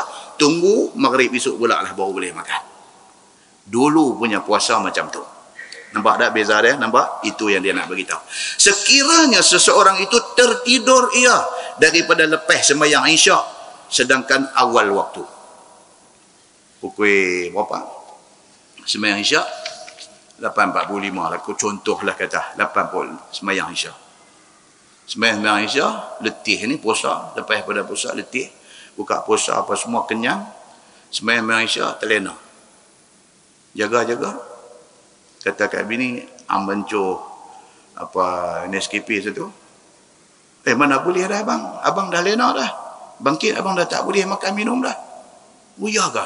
Dia punya ni tak mengaji juga. Ya ke? Bini dia kata apa tak? Ya, memang lagu tu. Itu puasa zaman tu. Okey. Saya sebut masa kuliah lepas apa dia nak cerita pasal Aisyah lah. Punyalah duk tanya saya daripada lepas habis kuliah duk ligan dia, Ustaz, itu macam mana Ustaz, bolehkah kita taruh sembahyang Isyak pukul 4 pagi baru nak sembahyang, boleh tak boleh? Saya kata bulan depan baru jawapan dia. Tak puas hati, saya balik rumah duk masuk teks lagi, Ustaz tolong abang awal sikit kat saya, boleh lah? Saya kata mana boleh, kalau abang kang seorang, orang lain tak puas hati. Bagi buah kejut sikit, punya kelang kabut habis semua. Dah masuk sikit. Okey, ni cerita sembahyang Isyak ni. Sembahyang Isyak bila waktu yang bagus dia, dan boleh tak boleh buat denak sembahyang Isyak taruh pukul 4 pagi. Pasal apa? Pasal bila kita jaga, bila kita tak sembahyang lagi Isyak, kita terjaga pukul 4 pagi, kekuatan untuk bangkit tu ada. Pasal kita masih terhutang, kita tak sembahyang Isyak. So kita sembahyang Isyak, kita boleh buat tahajud sekali. Persoalannya boleh ke tak? Okey. Kita pergi hadis satu-satu. Hadis yang pertama riwayat daripada Abi Hurairah radhiyallahu anhu. Kata dia, qala Nabi sallallahu alaihi wasallam, laula an asyqa ala ummati la amartuhum an yuakhiru al-isya ila thuluthil lail aw nisfah. Itu hadis dia. Hadis sahih riwayat At-Tirmizi. Daripada Abi Hurairah radhiyallahu anhu, Nabi sallallahu alaihi wasallam bersabda. Sabda Nabi, laula an asyqa ala ummati. Kalaulah tidak kerana benda ni boleh jadi berat kepada umat aku, Nabi kata. Kalaulah benda ni tak jadi berat kepada umat aku, la amartuhum an yuakhirul isya ila thuluthil lail aw nisfah. Aku akan perintahkan umat aku, Nabi Muhammad kata, aku akan perintahkan umat aku sembahyang Isyak lewat. Lewat sampai bila? Sampai 1/3 malam ataupun sampai tengah malam. Itu hadis yang pertama. Maksud dia apa? Nabi kata itu waktu cantik untuk sembahyang Isyak. Bila waktu cantik itu? 1/3 malam. 1/3 malam ni pukul apa? Sekitar pukul 10. Malam start pukul 7. Subuh pukul, kita katalah 5:30 lah kata. Berapa jam dah ada? 7 sampai 5.30 berapa jam duk ada? 10 jam lebih kurang. 10 jam duk ada. Divide 3 tuan-tuan. 10 divide 3 jadi berapa? Lebih kurang 3.5 macam tu. Kalau kita ambil sepertiga malam, 7 campur 3. 8, 9, 10. Antara 10 ke 11 itu dipanggil sepertiga malam. Nabi SAW kata dalam hadis tadi, kalaulah sekiranya benda ni tak menyusahkan umat aku nak suruh umat aku semayang Aisyah pada masa sepertiga malam. Maksudnya Aisyah pergi apa? Pukul 10. Au nisfah. Nabi kata ataupun setengah malam. Setengah malam pergi apa? 12 tengah malam. Maksud hadis tu apa dia? Nabi nak habang kata, masa yang cantik untuk sembahyang Isya ialah antara 10 sampai 12 malam. Tapi oleh kerana time tu menjadi susah kepada umat aku, maka sembahyanglah Isya di awal waktu. Itu hadis dia. Saya pernah pergi ceramah, zaman duk ceramah dululah. Pergi ceramah satu tempat. Lepas maghrib ceramah, masuk Isya. Bangkit satu geng, pergi sembahyang Aisyah tepi tu. Ya Allah, baik saya duduk ceramah. Duduk tengok apa ni? Apa ni? Satu geng. Dengar qamat kuat-kuat pada tu. Allahu Akbar, Allahu Akbar. Kita duduk ceramah. Berdosa ke aku ni? Betul ke mereka ni? Jadi macam tu. Okey? Itu satu insiden saya pernah kena sekali dah dalam seumur-umur hidup sekali. Saya pergi satu tempat kena benda ni. Kan? Pasal apa jadi macam ni tuan-tuan? Kerana salah mengambil betul. Ataupun kerana salah memahami benda ni. Okey? Baik. Rupanya ada satu hadis Nabi SAW kata, waktu Aisyah kalau ikut aku suka bila sepertiga malam ataupun sebelum tengah malam. Maksudnya antara 10 malam sehingga 12 tengah malam. Nabi kata aku suka sembahyang Isya time tu. Tapi Nabi kata itu kalau tak menyusahkan umat aku. Itu hadis satu. Hadis yang kedua. An Aisyah radhiyallahu anha. A'tama Nabi sallallahu alaihi wasallam zata lailah. Hatta zahaba 'ammatul lail. Wa hatta nama ahlul masjid. ثم خرج فصلى وقال النبي صلى الله عليه وسلم إنه لوقتها لولا أن أشق على أمتي أو كما قال hadis sahih riwayat An-Nasai. Daripada Aisyah, dia kata pada satu malam Nabi melewatkan sembahyang Isya'nya. Aisyah kata sekali tu Nabi saja sembahyang Isya bagi lewat. Hatta zahaba ammatul lail, sehingga kan dah malam dah lewat malam dah. Baru Nabi nak buat sembahyang Isya. Hatta nama ahlul masjid. Aisyah kata sampai geng masjid lena dah. Geng masjid ni duduk tunggu Nabi apa tak sembahyang ni apa ni. Tak sembahyang tengok jam tak ada lah masa tu, tengok bulu rumah apa tak sembahyang ni tak larat dua tunggu lena. Ahlul masjid dia panggil, ahli masjid, geng masjid lena habis geng ni. Summa kharaja, baru Nabi keluar daripada rumah dia main masjid. Fasalla, Nabi SAW nak sembahyang Isya. Waqala Nabi SAW, adalah hardcore ada lagi. Geng hadut tunggu ni. Tak lena, tak apa, tunggu sampai Nabi keluar nak semayang. Hardcore ni di mana pada tuan? Kan saya biasa duk pergi mengajar di masjid-masjid. Kadang-kadang masjid belah Tanjung, dia kena bridge. Apa? Accident ke apa kat? Jam. Seberang Jaya dah kena dah. Sana lepas maghrib. Kita pun hello pergi dekat pengusi masjid. Kata, jambatan jam, saya duk ada Seberang Jaya lagi, saya semayang dulu. Kata takut saya lagi duk semayang depan steering pula, saya semayang dulu. Okey, tak apa Ustaz, kita pun singgah pergi mana-mana Seberang Jaya. Allahu Akbar, semayang maghrib. Lepas maghrib pun tengok tak bergerak lagi, duk jam lagi.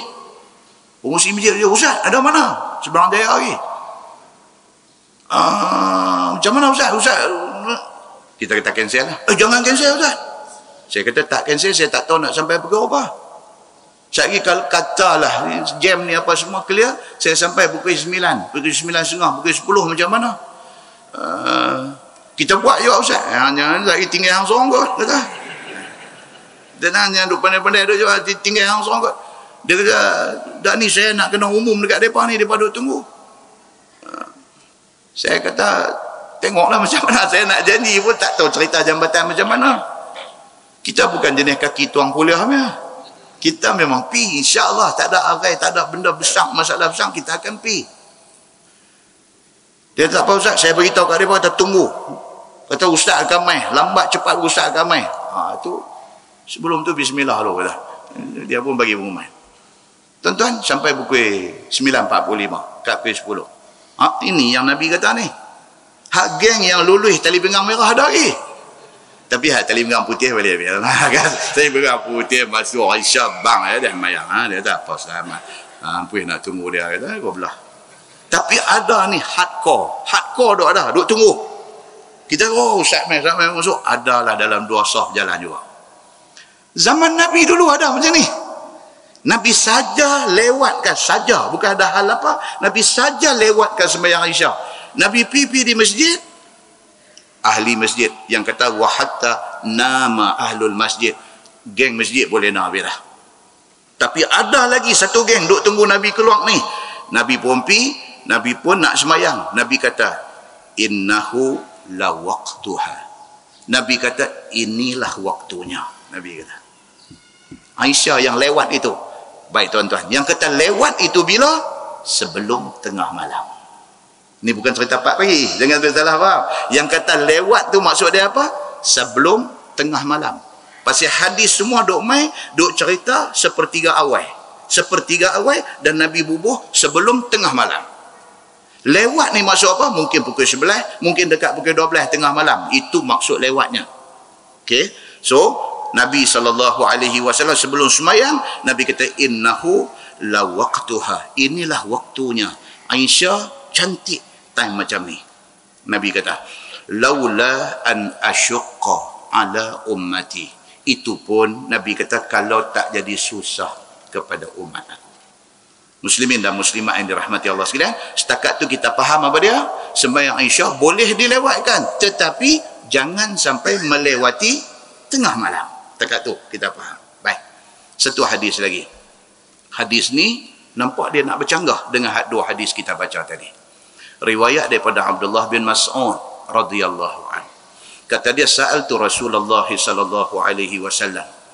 Qultu ya Rasulullah, ayyul amal afdal?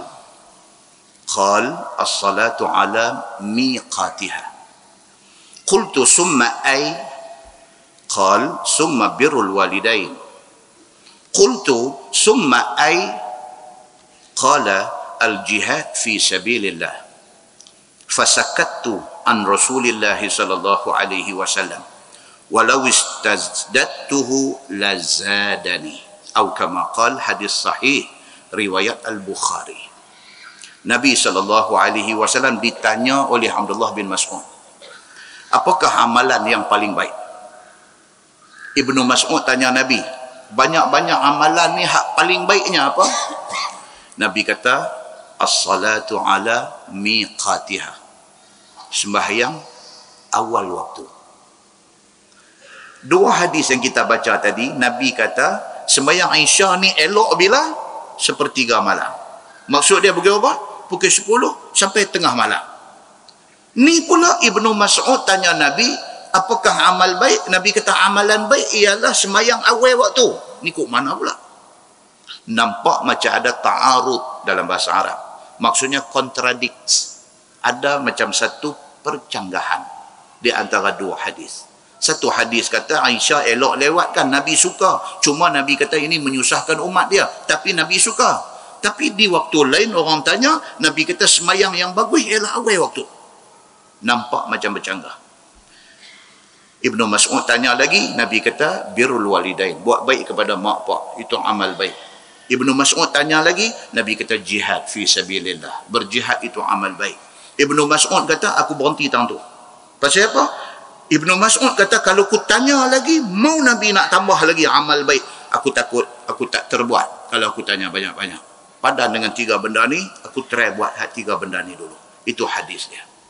Bila mai nas yang nampak bercanggah macam ni, persoalan timbul. Betul-betul sembahyang Aisyah bagus ni waktu bila? Dia mai persoalan tu. Betul-betul sembahyang Aisyah ni bagusnya pada waktu bila? Kata Imam Asy-Syafi'i. Kita mazhab Syafi'i. Kata Imam Asy-Syafi'i, sembahyang Aisyah tetap baik dikerjakan di awal waktu. Imam Syafi'i kata.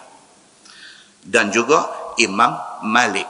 Dua-dua imam ni, Imam Syafi'i dengan Imam Malik kata sembahyang Isyak elok dikerjakan di awal waktu.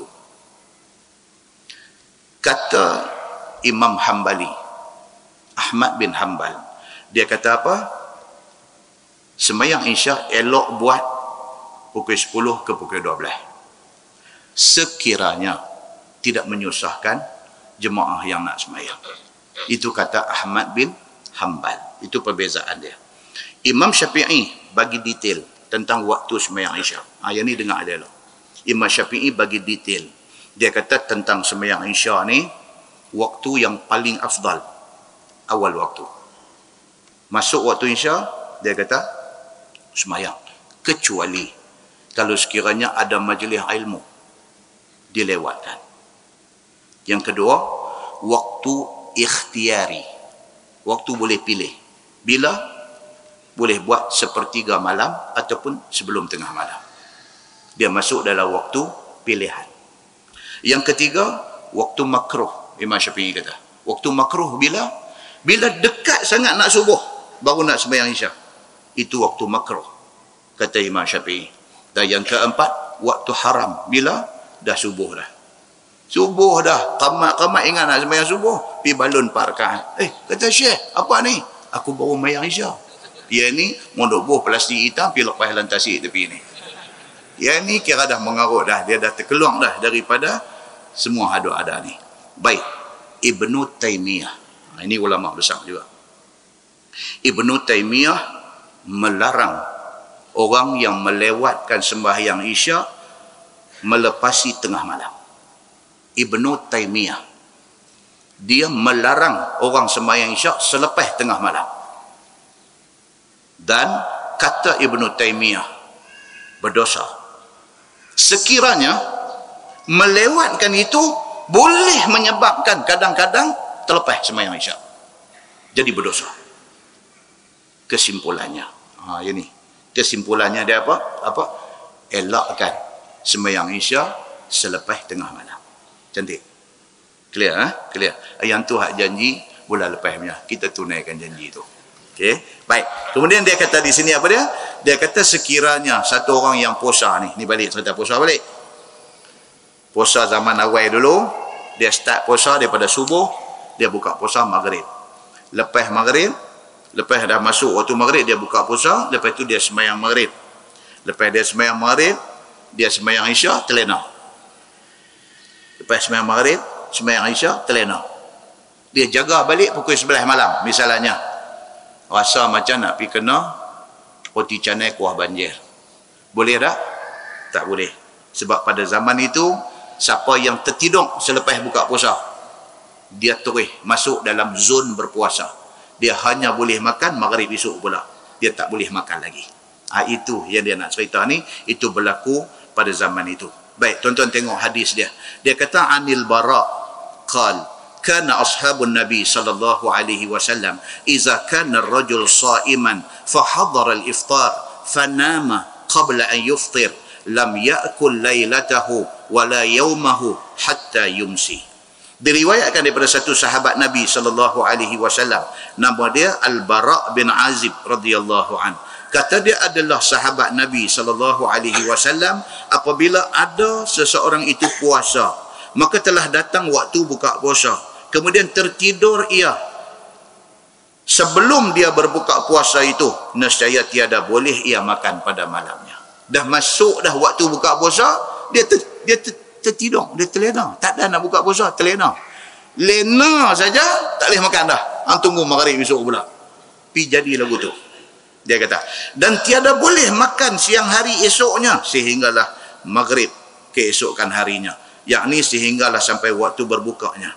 Maka pada waktu itu bolehlah dia buka puasa, makan minum dan jima isterinya, sehinggalah apabila tidur, maka kemudian daripada tidur tiada boleh lagi makan dan minum dan tiada boleh lagi jima isterinya.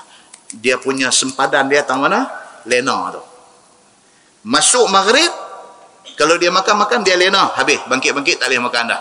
Masuk maghrib, lena dah. Orang time tu kalau buka puasa dia terlena, tak boleh makan. Maghrib esok pula. Puasa zaman awal dulu macam tu. Okey, tak apa, sabar baca sikit lagi. Puasa dimulai daripada Aisyah itu jadi berat ke atas orang Islam, iaitu apabila telah berjalan hukum puasa yang disebutkan tadi, maka jadilah berat ke atas sahabat-sahabat Nabi SAW, dan berlaku ke atas setengah mereka itu terlanggap sebagaimana hukum itu, seperti yang telah berlaku ke atas seorang sahabat Nabi SAW. Ada sahabat yang mana boleh tahan kan, masuk maghrib dia tak ada buka puasa, terlena, jaga-jaga dah tak boleh makan. Dia kata mana boleh macam ni, dia kata mana boleh, tak ada aku makan juga. Dia langgar hukum asih hak zaman tu. Baik, hadis dia kata, dan berkata Bara' bin Azib radhiyallahu anhu, wa anna Qais bin Sirmah al-Ansari kana sa'iman falamma hadarahu al-iftar ata imra'atah. Dia ni lagi ganai. Tuan baca ni yang kata teroris ni. Dia kata apa? Dan bahawasanya satu sahabat Nabi SAW, nama dia Qais bin Sirmah al-Ansari radhiyallahu anhu, adalah ia puasa seperti yang disebutkan tadi. Maka tak kala mai waktu buka puasa, dia buka puasa dengan bersetubuh dengan isterinya. Itu yang kata ganai. Bunyi bang buka puasa, dia pergi buat yang tu dulu. Orang duk kalau ambil kurma, ambil ayam nak makan. Masya Allah, ni kuat makan kebab ni. Dia terus bersama dengan isteri dia. Dia buka puasa dengan tu. Okey. Yakni berbuka puasa ia dengan jima isterinya. Kacau. Tidaklah ia berbuka puasa dengan makan ataupun dengan minum.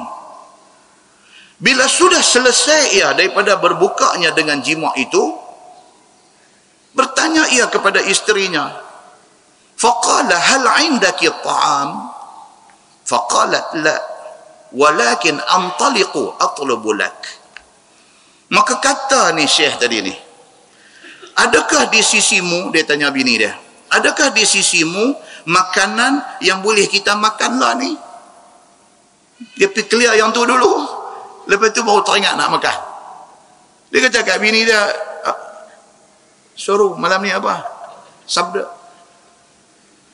Jawab bini dia, tidak ada. Bini pula kata, hari ni tak buat apa abang. Tetapi boleh saya pergi cari makanan itu keranamu. Bini ni, dia dah tak apa abang, tak lah. Saya pergi tengok kedai tom yam buka lah. Saya pergi cari makan, tak apa. Maka pilah isteri dia mencari makanan yang dikehendaki itu, dan tinggallah suami dia ni di rumah. Dia tinggal Syekh Qais ni, Qais bin Sirmah al-Ansari, tinggal. Kata abang duk tak apa, saya pergi cari makan. Abang nak makan malam ni. Bini dia keluar pergi. Kata Al-Bara, wa kana yawmahu ya'mal fa ghalabathu 'ainuh wa ja'athu imra'atuh. Dan adalah ia, yang ni Syekh Qais tadi ni, sahabat ni, siang harinya tadi bekerja dengan penatnya, maka dipaksa tidur oleh matanya. Oleh kerana dia siang tadi bulan puasa, dia kerja buruh kasang, kerja teruk dan sebagainya. Buka puasa, dia pergi buka dengan yang tu dulu, lepas tu baru teringat nak makan. Bini keluar pergi cari makan, dia duduk tunggu bini nak balik makan ni, lena. Ni yang kata Qais bin Sirmah ni, duk tunggu ni, mana dia pergi cari apa lama, lena. Tak makan lagi, lena. Maka lupa ia akan dirinya, lena. Tidur sebelum ia makan apa makanan. Dia dah tertidur sedangkan dia belum makan. Buka puasa belum makan lagi. Okey. Dan perutnya kosong dengan sebab puasa sepanjang-panjang hari serta bekerja itu. Perut kosong. Kerja sepanjang hari, kerja berat dan sebagainya. Dan datang isterinya dari luar. Bini yang pergi cari makan ni dah dapat dah apa semua, bawa balik makanan mai di rumah. Di dalam masa ia tidur itu, bini balik-balik mai tengok bagai mai duk mengeroh Syekh ni. Dia lena. Maka kata Al-Bara, falamma ra'athu qalat khaybatan lak. Maka tak kala dilihat oleh isterinya akan Syekhnya duk tidur, dia balik-balik mai tu dia duk mengeroh. Kapal belayang dari Singapura dah. Ni. Berkata isterinya, sia-sialah sahaja. Aku susah pergi cari makanan, hang lena. Dia kata. Maksud dia apa? Maksudnya makanan yang dia cari ni tak boleh makan dah. Pasal dah lena. Syariat pada masa tu. Faham tak? Tajuk kita jangan lari. Tajuk ni. Syariat pada masa tu, bila dah masuk waktu buka puasa, terlena, jaga tak boleh makan dah. Dia ni buka puasa tadi dengan isteri dia. Dia bersama dengan isteri dia, dia belum makan. Bini dia keluar pergi cari makan, sepeninggalan isteri dia pergi cari makan, dia lena. Bini balik-balik mai tengok duk lena. Bini dia kata, penat aku pergi cari makan. Bawa balik mai, abang dah tak boleh makan pasal abang dah lena. Abang bangkit daripada lena, abang dah kira puasa balik dah. Faham tak dia punya cerita dia? Sia-sialah sahaja bagiku. Mengapalah abang tidur? Dia kata, sudahlah engkau tak boleh makan dan tak boleh minum dan sebagainya. Habislah, dia kata, abang tak boleh makan, tak boleh minum. Ni saya bawa balik ni abuan saya lah. Dia kata. Kerana syarat boleh makan itu ialah jangan tidur. Selepas masuk waktu buka puasa, jangan tidur. Kalau tidur, dia terus automatik. Dia sambung puasa balik. Maghrib esok pula baru boleh makan. Abang dah kena dah, dia kata. Maka diamlah Qais bin Sirmah ini dan meneruskan puasanya. Kalau bahasa kita ni, dia pun kelip-puang ujik mata, puasa baliklah dia. Jadi puasa dia sudah nak tarik 2 hari tanpa makan dan minum. Sehinggalah keesokan harinya puasa balik dia, tak buka puasa lah malam tu. Sampailah esok hari. Kata Al-Bara, falamman tasafa an-nahar ghushiya alaih. Maka apabila datang tengah hari esoknya, rebah pengsan dia. 2 hari tak makan. Dia kerja berat, dia buruh kasar. Esok pergi kerja, kolaps, rebah pengsan, tidak sedarkan diri kerana letihnya dan kerana lemah badannya. Tetapi tak mau ia membatalkan puasanya. Itu dia bagus dia balik. Dia tak mau buka puasa.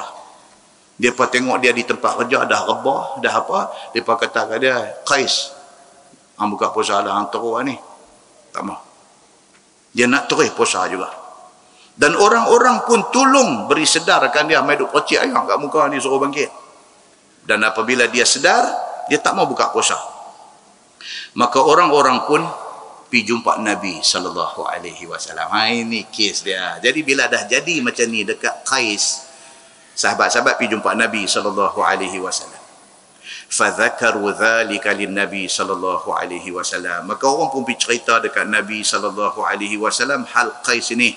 Puasa, buka puasa bersama dengan isteri, tak ada nak makan, terlena. Dan dia sambung puasa untuk hari yang keduanya. Diceritakan benda tu kepada Nabi sallallahu alaihi wasallam. Apabila didengar oleh Nabi sallallahu alaihi wasallam hal itu, maka diamlah ia. Nabi diam. Diam pasal apa, tuan-tuan? Bukan pasal Nabi terkejut. Ya, ada orang buat macam ni. Dah. Nabi diam pasal apa? Tidak boleh Nabi SAW memberi hukum terus kepada persoalan itu. Dan tidak boleh mengeluarkan hukum daripada diri Nabi sendiri. Sebaliknya, kena nanti hukum daripada Allah Subhanahu Wa Taala. Tuan-tuan tengok yang kata Nabi ni. Tak memandai-mandai dia adalah hal hukum ni. Tak memandai-mandai dia. Tunggu Allah beritahu.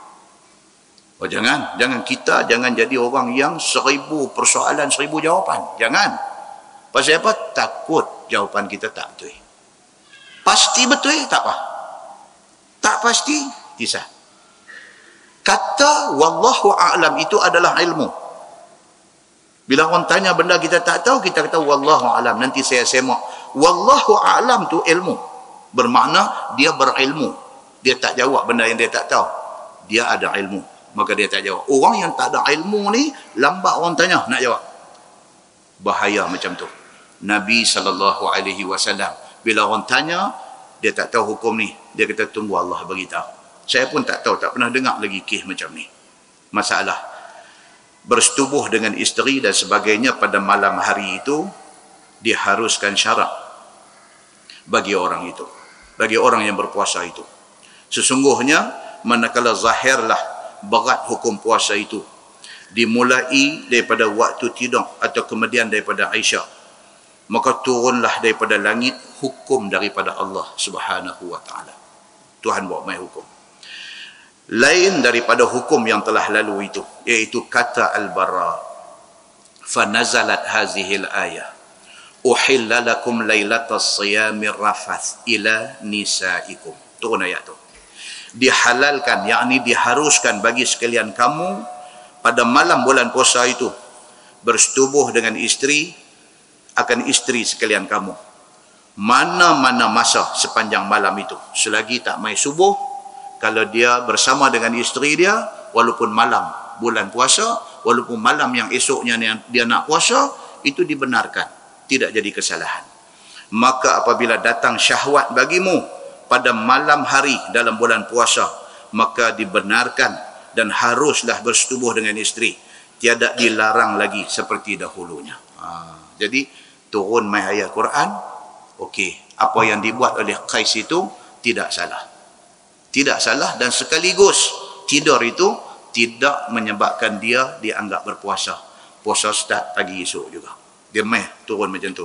Firman Allah, hunna libasul lakum wa antum libasul lakum. Bermula isteri itu adalah pakaian sekalian suami, dan sekalian kamu itu pakaian bagi sekalian isteri. Yakni sebab pun harus jima isteri pada malam puasa itu kerana kurang sabar akan diri kamu daripada perempuan.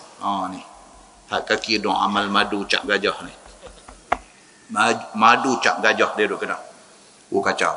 Dia ni kacau tuan-tuan. Tak boleh sikit pun nak jadi kacau dekat dia. Ya ni kata. Jadi kalau orang jenis macam ni, siang jangan juga. Masuk waktu buka puasa, nak minum dulu kah, korma dulu kah, nak jalan yang tu dulu kah, hampir yang tu boleh. Dan selepas daripada tu, nak makan, nak apa boleh. Sehinggalah subuh pagi esok. Dan diharuskan jima isteri pada malam itu. Dan payah kamu boleh berjauh-jauhan ni, jenis macam ni. Jenis tak boleh dengan bini ni, tak boleh.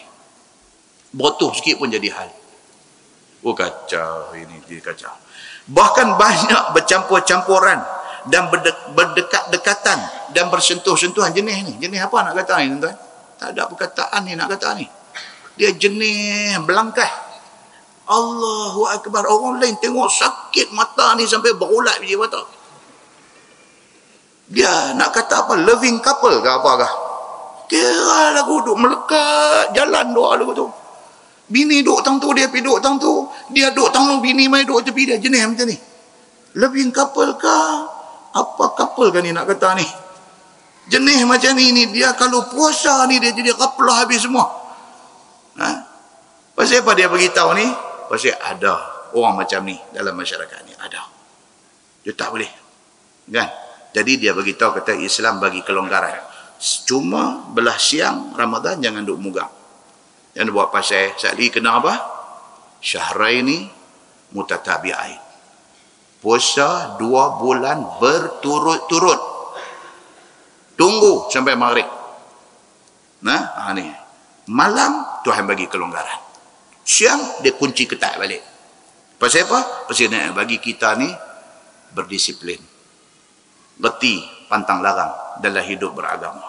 Baik, sebagaimana pakaian tak boleh bercerai dengan dia. Tak habis lagi dia duk beletiang pasal orang yang jenis melekat ni. Macam pakaian, dia kata macam dia dengan pakaian duk melekat di baju. Dia laki bini ni Allah jalan aku tu. Dia kata ini masalah, dia kata. Kerana itu semua diharuskan sekaliannya bersetubuh dengan ia pada malam hari. Sebab Islam ambil kira juga, tapi make sure malam, dia kata. Firman Allah, alimallahu annakum kuntum takhtanuna anfusakum. Telah ketahui Allah Ta'ala akan bahawasanya sekalian kamu ada khianatkan diri kamu dengan jima itu. Pasal apa? Pasal kalau dikekalkan hukum itu, masalah. akan ada orang yang melanggar hukum itu. Pasal dia jenis macam tadi ni, dia tak boleh. Maka Islam terpaksa longgarkan. Kemudian daripada sembahyang Isyak dengan melanggar larangan Tuhan. Maka taubat sekalian kamu, menyesalkan diri melanggar akan hukum Allah itu. Fattaballahu wa'afa ankum. Maka ampun Allah bagi sekalian kamu daripada dosa perbuatan yang dilarang itu, dan dimaafkannya daripada sekalian kamu, yakni dihapuskan daripada sekalian kamu akan kesan-kesannya. Dulu ketat, Tuhan pelonggarkan balik. Siapa yang ada buat silap, Tuhan kata minta ampun kepada Allah. Fal'an bashiruhunna wabtaghu ma kataballahu lakum. Maka lah ni Tuhan kata, bersetubuhlah kamu dengan isteri-isteri kamu itu pada mana-mana malam hari puasa itu. So dilonggarkan. Malam boleh. Dia kata, dan tuntut oleh sekalian kamu akan barang yang ditakdirkan Allah bagi sekalian kamu daripada anak-anak yang saleh. Adab dalam Islam, dia kata bila suami dengan isteri bersama, dia kena pasang niat. Benda tu ibadah, dan kalau boleh nak menambah zuriat, nak menambah umat Muhammad sallallahu alaihi wasallam. Dan jangan jima itu kerana nak menurut syahwat nafsu semata-mata. Jangan macam tu. Supaya jadikan semua benda tu ibadat. Apabila sudah turun ayat itu, maka jadilah segala sahabat Nabi sallallahu alaihi wasallam itu riang hati. Sahabat Nabi Arab, tuan-tuan, kambing saja duk makan hari-hari. Bila duk main hukum tak boleh ni apa ni, dia payah masalah. Dia payah di masalah. Kan saya baca di Taman Krian ke apa baru ni, cerita tentang Ummu Darda ni. Ummu Darda, isteri kepada Abu Darda. Okey. Dia seorang faqih, tuan-tuan. Saya tak sebut di Taman Krian itu, dia seorang yang faqih. Ummu Darda ni seorang yang alim agama. Jadi isteri kepada satu orang, Abu Darda, yang sangat zahid. Dia zuhud dengan dunia. Dia sampai satu time tu dia tak mau dunia ni. Sampai dia duk fikir akhirat saja. Dia pernah sampai satu time dia jadi macam tu. Tapi sampai pula satu time dia pernah dilantik oleh Osman bin Affan untuk menjadi gubernur di Syam. Jadi gubernur. Bila mati suami dia Abu Darda, tinggal Ummu Darda, Muawiyah mai meminang dia. Muawiyah bin Abi Sufyan mai meminang Ummu Darda. Dia tolak pinangan. Dia kata apa dekat Muawiyah yang mai meminang dia? Dia kata, aku dengar suami aku, Allah yarham suami aku, Abu Darda, kata dia dengar Nabi SAW bersabda. Nabi kata apa? Orang perempuan dia akan bersama di hari akhirat esok dengan suami dia yang last. Suami dia yang last. Dia mati dengan suami mana? Suami itulah akan jadi suami dia di akhirat esok. Kalau dia dah biasa menikah dah sebelum tu, sekali ke dua kali ke, hak yang ketiga ni, itulah suami dia di akhirat esok. So dia kata dekat Muawiyah apa? Dia kata, sorry, saya masih lagi nak menjadi isteri Abu Darda di akhirat esok. Engkau, dia kata dekat Muawiyah khalifah kan. Dia kata engkau tidak boleh mengambil tempat Abu Darda daripada aku. Aku nak jadi isteri dia di akhirat esok. Okey, Muawiyah pun perah menunggin lah. Balik karang satu surat. Dia tulis surat, dia kata apa? Dia kata tak apa Ummu Darda, kalau itu keputusan kamu tak apa. Dia kata, tapi banyakkanlah berpuasa. Kerana berpuasa itu boleh kontrol syahwat. Dia kata. Kan, kebanyakan orang Arab ni mereka macam tu. Sebab mereka menikah 4 ni normal bagi mereka. Kita kalau hantar sampai 4, main naik wheelchair, main mengajak main naik wheelchair tu tak boleh. Bukan kita punya enjin nak pergi sampai macam tu kan. Tapi dalam kalangan Arab ini normal, ini biasa. Hadis ni mai Nabi SAW orang Arab, dan hadis ni di kalangan orang Arab pada masa tu. Jadi bila mai cerita-cerita macam ni, mereka faham sangat. Pasal apa? Pasal mereka macam tu. Jadi bila mai ni dia kata apa? Maka semua sahabat Nabi ni riang hati bila dengar benda ni. Kan? Terus hip-hip hore, seronok. Jadi macam tu. Amat suka cita akan hati mereka itu. Seperti mana kata Al-Bara. Dia kata, fafarihu farhan syadida. Tu dia. Kata Al-Bara', dia kata apa? Maka seronoklah mereka itu akan sebagai seronok yang amat sangat. Ni pasal abang kata malam boleh bersama dengan isteri ni. Pakai buang baju pusing macam tu. Seronok. Sukacita yang amat sangat.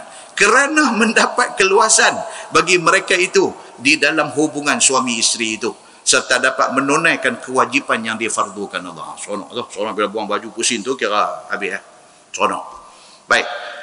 Masalah dia kata makan dan minum pada malam hari bulan puasa itu diharuskan oleh syarak. Seperti mana firman Allah, wa kulu washrabu hatta yatabayyana lakumul khaytul abyad minal khaytil aswad minal fajri. Itu ayat Quran. Dan makan dan minumlah oleh sekalian kamu pada malam hari kamu puasa. Sehinggalah nyata bagi sekalian kamu benang putih dengan benang hitam daripada fajar. Tengok tuan-tuan Quran dia pergi sebut bahasa kiasan. Dia kata sempadan masa puasa ialah apabila nampak jelas benang putih dengan benang hitam. Allah sebut macam tu. Apa maksud benang putih, apa maksud benang hitam? Maksud dia apa? Benang hitam itu malam yang gelap. Benang putih itu ialah siang yang terang benderang. Okey? Bila ni masa nak start puasa bila? Apabila malam hilang dan nampak siang. Itu maksud ayat tu. Ayat tu sangat tinggi dia punya nilai bahasa dia. Bukan kita orang Melayu tak faham. Sahabat Nabi, Arab sahabat Nabi, bila turun ayat ni, Allah kata, hatta yatabayyana lakumul khaytul abyad minal khaytil aswad minal fajri. Apabila jelas benang hitam, benang putih, sahabat pun tak faham. Ini yang minggu lepas raya esok punya.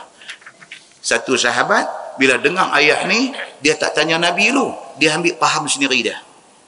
Dia buat apa? Dia ambil iqal. Untuk pernah dengar perkataan iqal? Ain qaf alif lam. Iqal. Orang Melayu dia sebut apa? Egel. Tahu egel? Tu hak Saudi dia bubuh lilit dari kepala tu. Dia lepas kain serban satu, dia bubuh tu hak lengkang. Hitam dua tu, dia pusing dua tu, dia bubuh. Kan? Iqal maksudnya pengikat. Pengikat kain serban daripada jatuh. Ada cerita lawak di kalangan orang Arab. Tak lawak mana pun, tapi bagi mereka lawak. Ini masalah. Mereka kata asal usui tu, perkataan tu yang buah atas kepala panggil egel. Kita ada kata egel. Kita sebut ni kenapa kita tahu apa pun. Egel. Bila orang tanya balik apa dia? Slow kita sebut. Egel. Apa? Kawan ni saja nak ragging kita. Dia kata apa? Egel. Apa? Kita tahu dia pada kata apa tu. Tak wani lah. Asal dia bahasa Arab. Dia iqal. Ain qaf alif lam. Iqal tak tu dia lekat, dia ikat. Orang Arab bila dia nak bagi unta dia tak lari, tak berjalan, dia guna iqal. Okey, dia bubuh tang mana tuan? Dia bubuh di lutut unta. Okey, bila dia naik unta pergi satu tempat, unta bila sampai unta nanti lipat kaki duduk. Bila unta lipat kaki, dia sendai dekat lutut unta tu. Tu kira dia panggil apa? Kalau motor dia panggil apa? Apa lock dia bagi? Bukan steering, apa lock? Fork tu. Hak duk cucuk tu dekat tayar motor tu, dekat dia punya tu, just macam itulah Arab tambat unta dia. Dia tak bagi unta lari, dia ambil iqal yang kita dah kata egel ni. Dia ambil tu, dia bubuh di lutut unta tu. Selagi tak buka, unta tu duduk tu. Dia tak gaduh ambil tali pergi tambat tiang.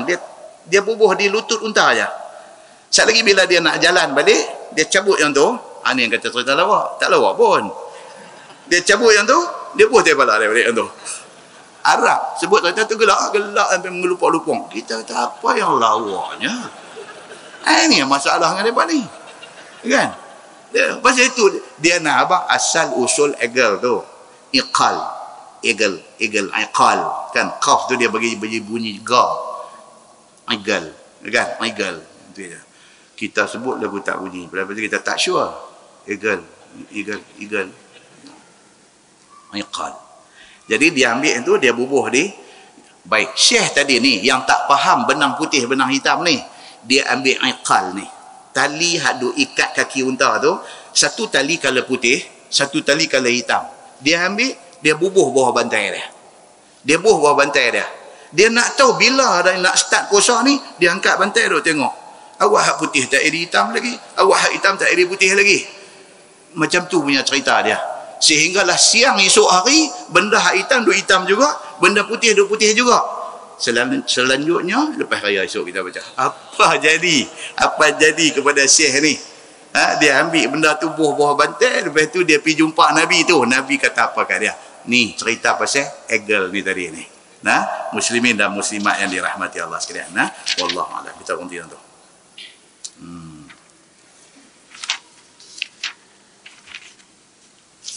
Lepas ni insya-Allah tuan-tuan,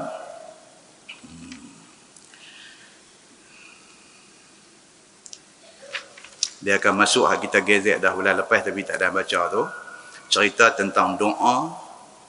Doa itu ibadah. Okey, kita nanti tengok dalam kuliah yang akan datang insya-Allah adab-adab doa. Kita akan tengok one by one adab-adab doa. Seperti yang ditunjukkan di dalam hadis-hadis Nabi sallallahu alaihi wasallam, dan kita akan detailkan doa apa yang angkat tangan, yang tak payah angkat tangan, yang apa semua. Macam-macam kan. Macam kita dalam kalangan kita orang Melayu, kita bila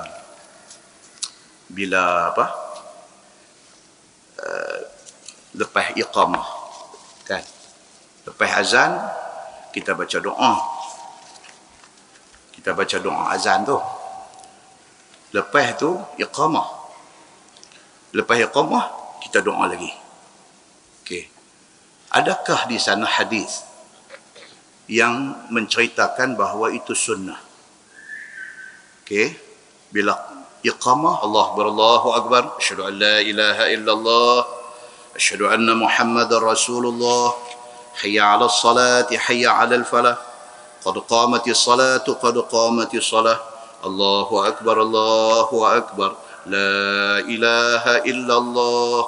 Ada doa itu, nanti tengok esok. Ataupun doa itu hanya lepas azan, bukan lepas iqamah. Baik, kalau baca salah ke tak? Itu pula satu persoalan lain. Okey, kalau kita tengok, kita pergi di mana-mana negeri lain selain daripada Nusantara, selain daripada Malaysia, Selatan, Thailand, Indonesia, apa semua memang doa lah. Kita pergi negeri lain, adakah mereka baca doa? Tak ada. Mereka masa tu bukan sibuk baca doa, mereka sibuk nak betulkan saf. Istau, tu imam dah bunyi lagu tu, sawu sufufakum. Masa tu nak kira tumit bagi sama. Okey, kita nak tengok adakah di sana ada hadis yang suruh baca doa selepas iqamah. Kalau tak ada, adakah baca itu salah? Kita akan tengok benda tu saja, one by one kita tengok supaya kita clear tentang benda-benda ni. So dah lepas kita nampak tu, kalau ada orang kat, jangan kita jegel kat dia pula. Tak payah jegel. Dia nak baca doa walaupun tidak ada suruh misalannya, dia nak baca, fikir dia lah, sigong dia pula bagi ni, dia pun duduk kenal ni, puan ni duduk pegang juga kan. Cuma kita nak tahu saja, kita nak tahu adakah di sana hadis. Okey, satu. Dan beberapa doa lain, angkat tangan, tak angkat tangan, apa-apa semua kita nak tengok insya-Allah akan datang dengan itu. Kemudian dia akan masuk tafsir ayat yang dijelaskan oleh hadis tentang haji. Cerita cukong masa haji, bila nak cukong, kalau dia belum tahallul dia pergi cukong, apa jadi dekat dia, apa, kita insya-Allah kita tangguh dengan tasbih kafarah dan suratul As. Subhanallah wa bihamdihi, astaghfiruka wa atubu ilaik. Bismillahirrahmanirrahim. Wal 'asr innal insana lafi khusr illa alladhina amanu wa 'amilus salihati wa tawassaw bil haqq wa tawassaw. اللهم صل على محمد في الأولين والآخرين وسلم رضي الله تبارك وتعالى عن ساداتنا أصحاب سيدنا رسول الله أجمعين. بسم الله الرحمن الرحيم. الحمد لله رب العالمين حمدا يوافي نعمه ويكافئ مزيده. يا ربنا لك الحمد كما ينبغي لجلال وجهك الكريم وعظيم سلطانك. رضينا بالله ربا وبالإسلام دينا وبمحمد نبيا ورسولا. اللهم افتح علينا فتوح العارفين وارزقنا فهم النبيين بجاه خاتم المرسلين. اللهم فقهنا في الدين وعلمنا التأويل واهدنا صراطك المستقيم. اللهم أرنا الحق حقا وارزقنا اتباعه وأرنا الباطل باطلا وارزقنا اجتنابه. اللهم اجعل جمعنا جمعا مرحوما وتفرقنا من بعده تفرقا معصوما. وصلى الله على محمد وعلى آله وصحبه وسلم والحمد لله رب العالمين. السلام عليكم.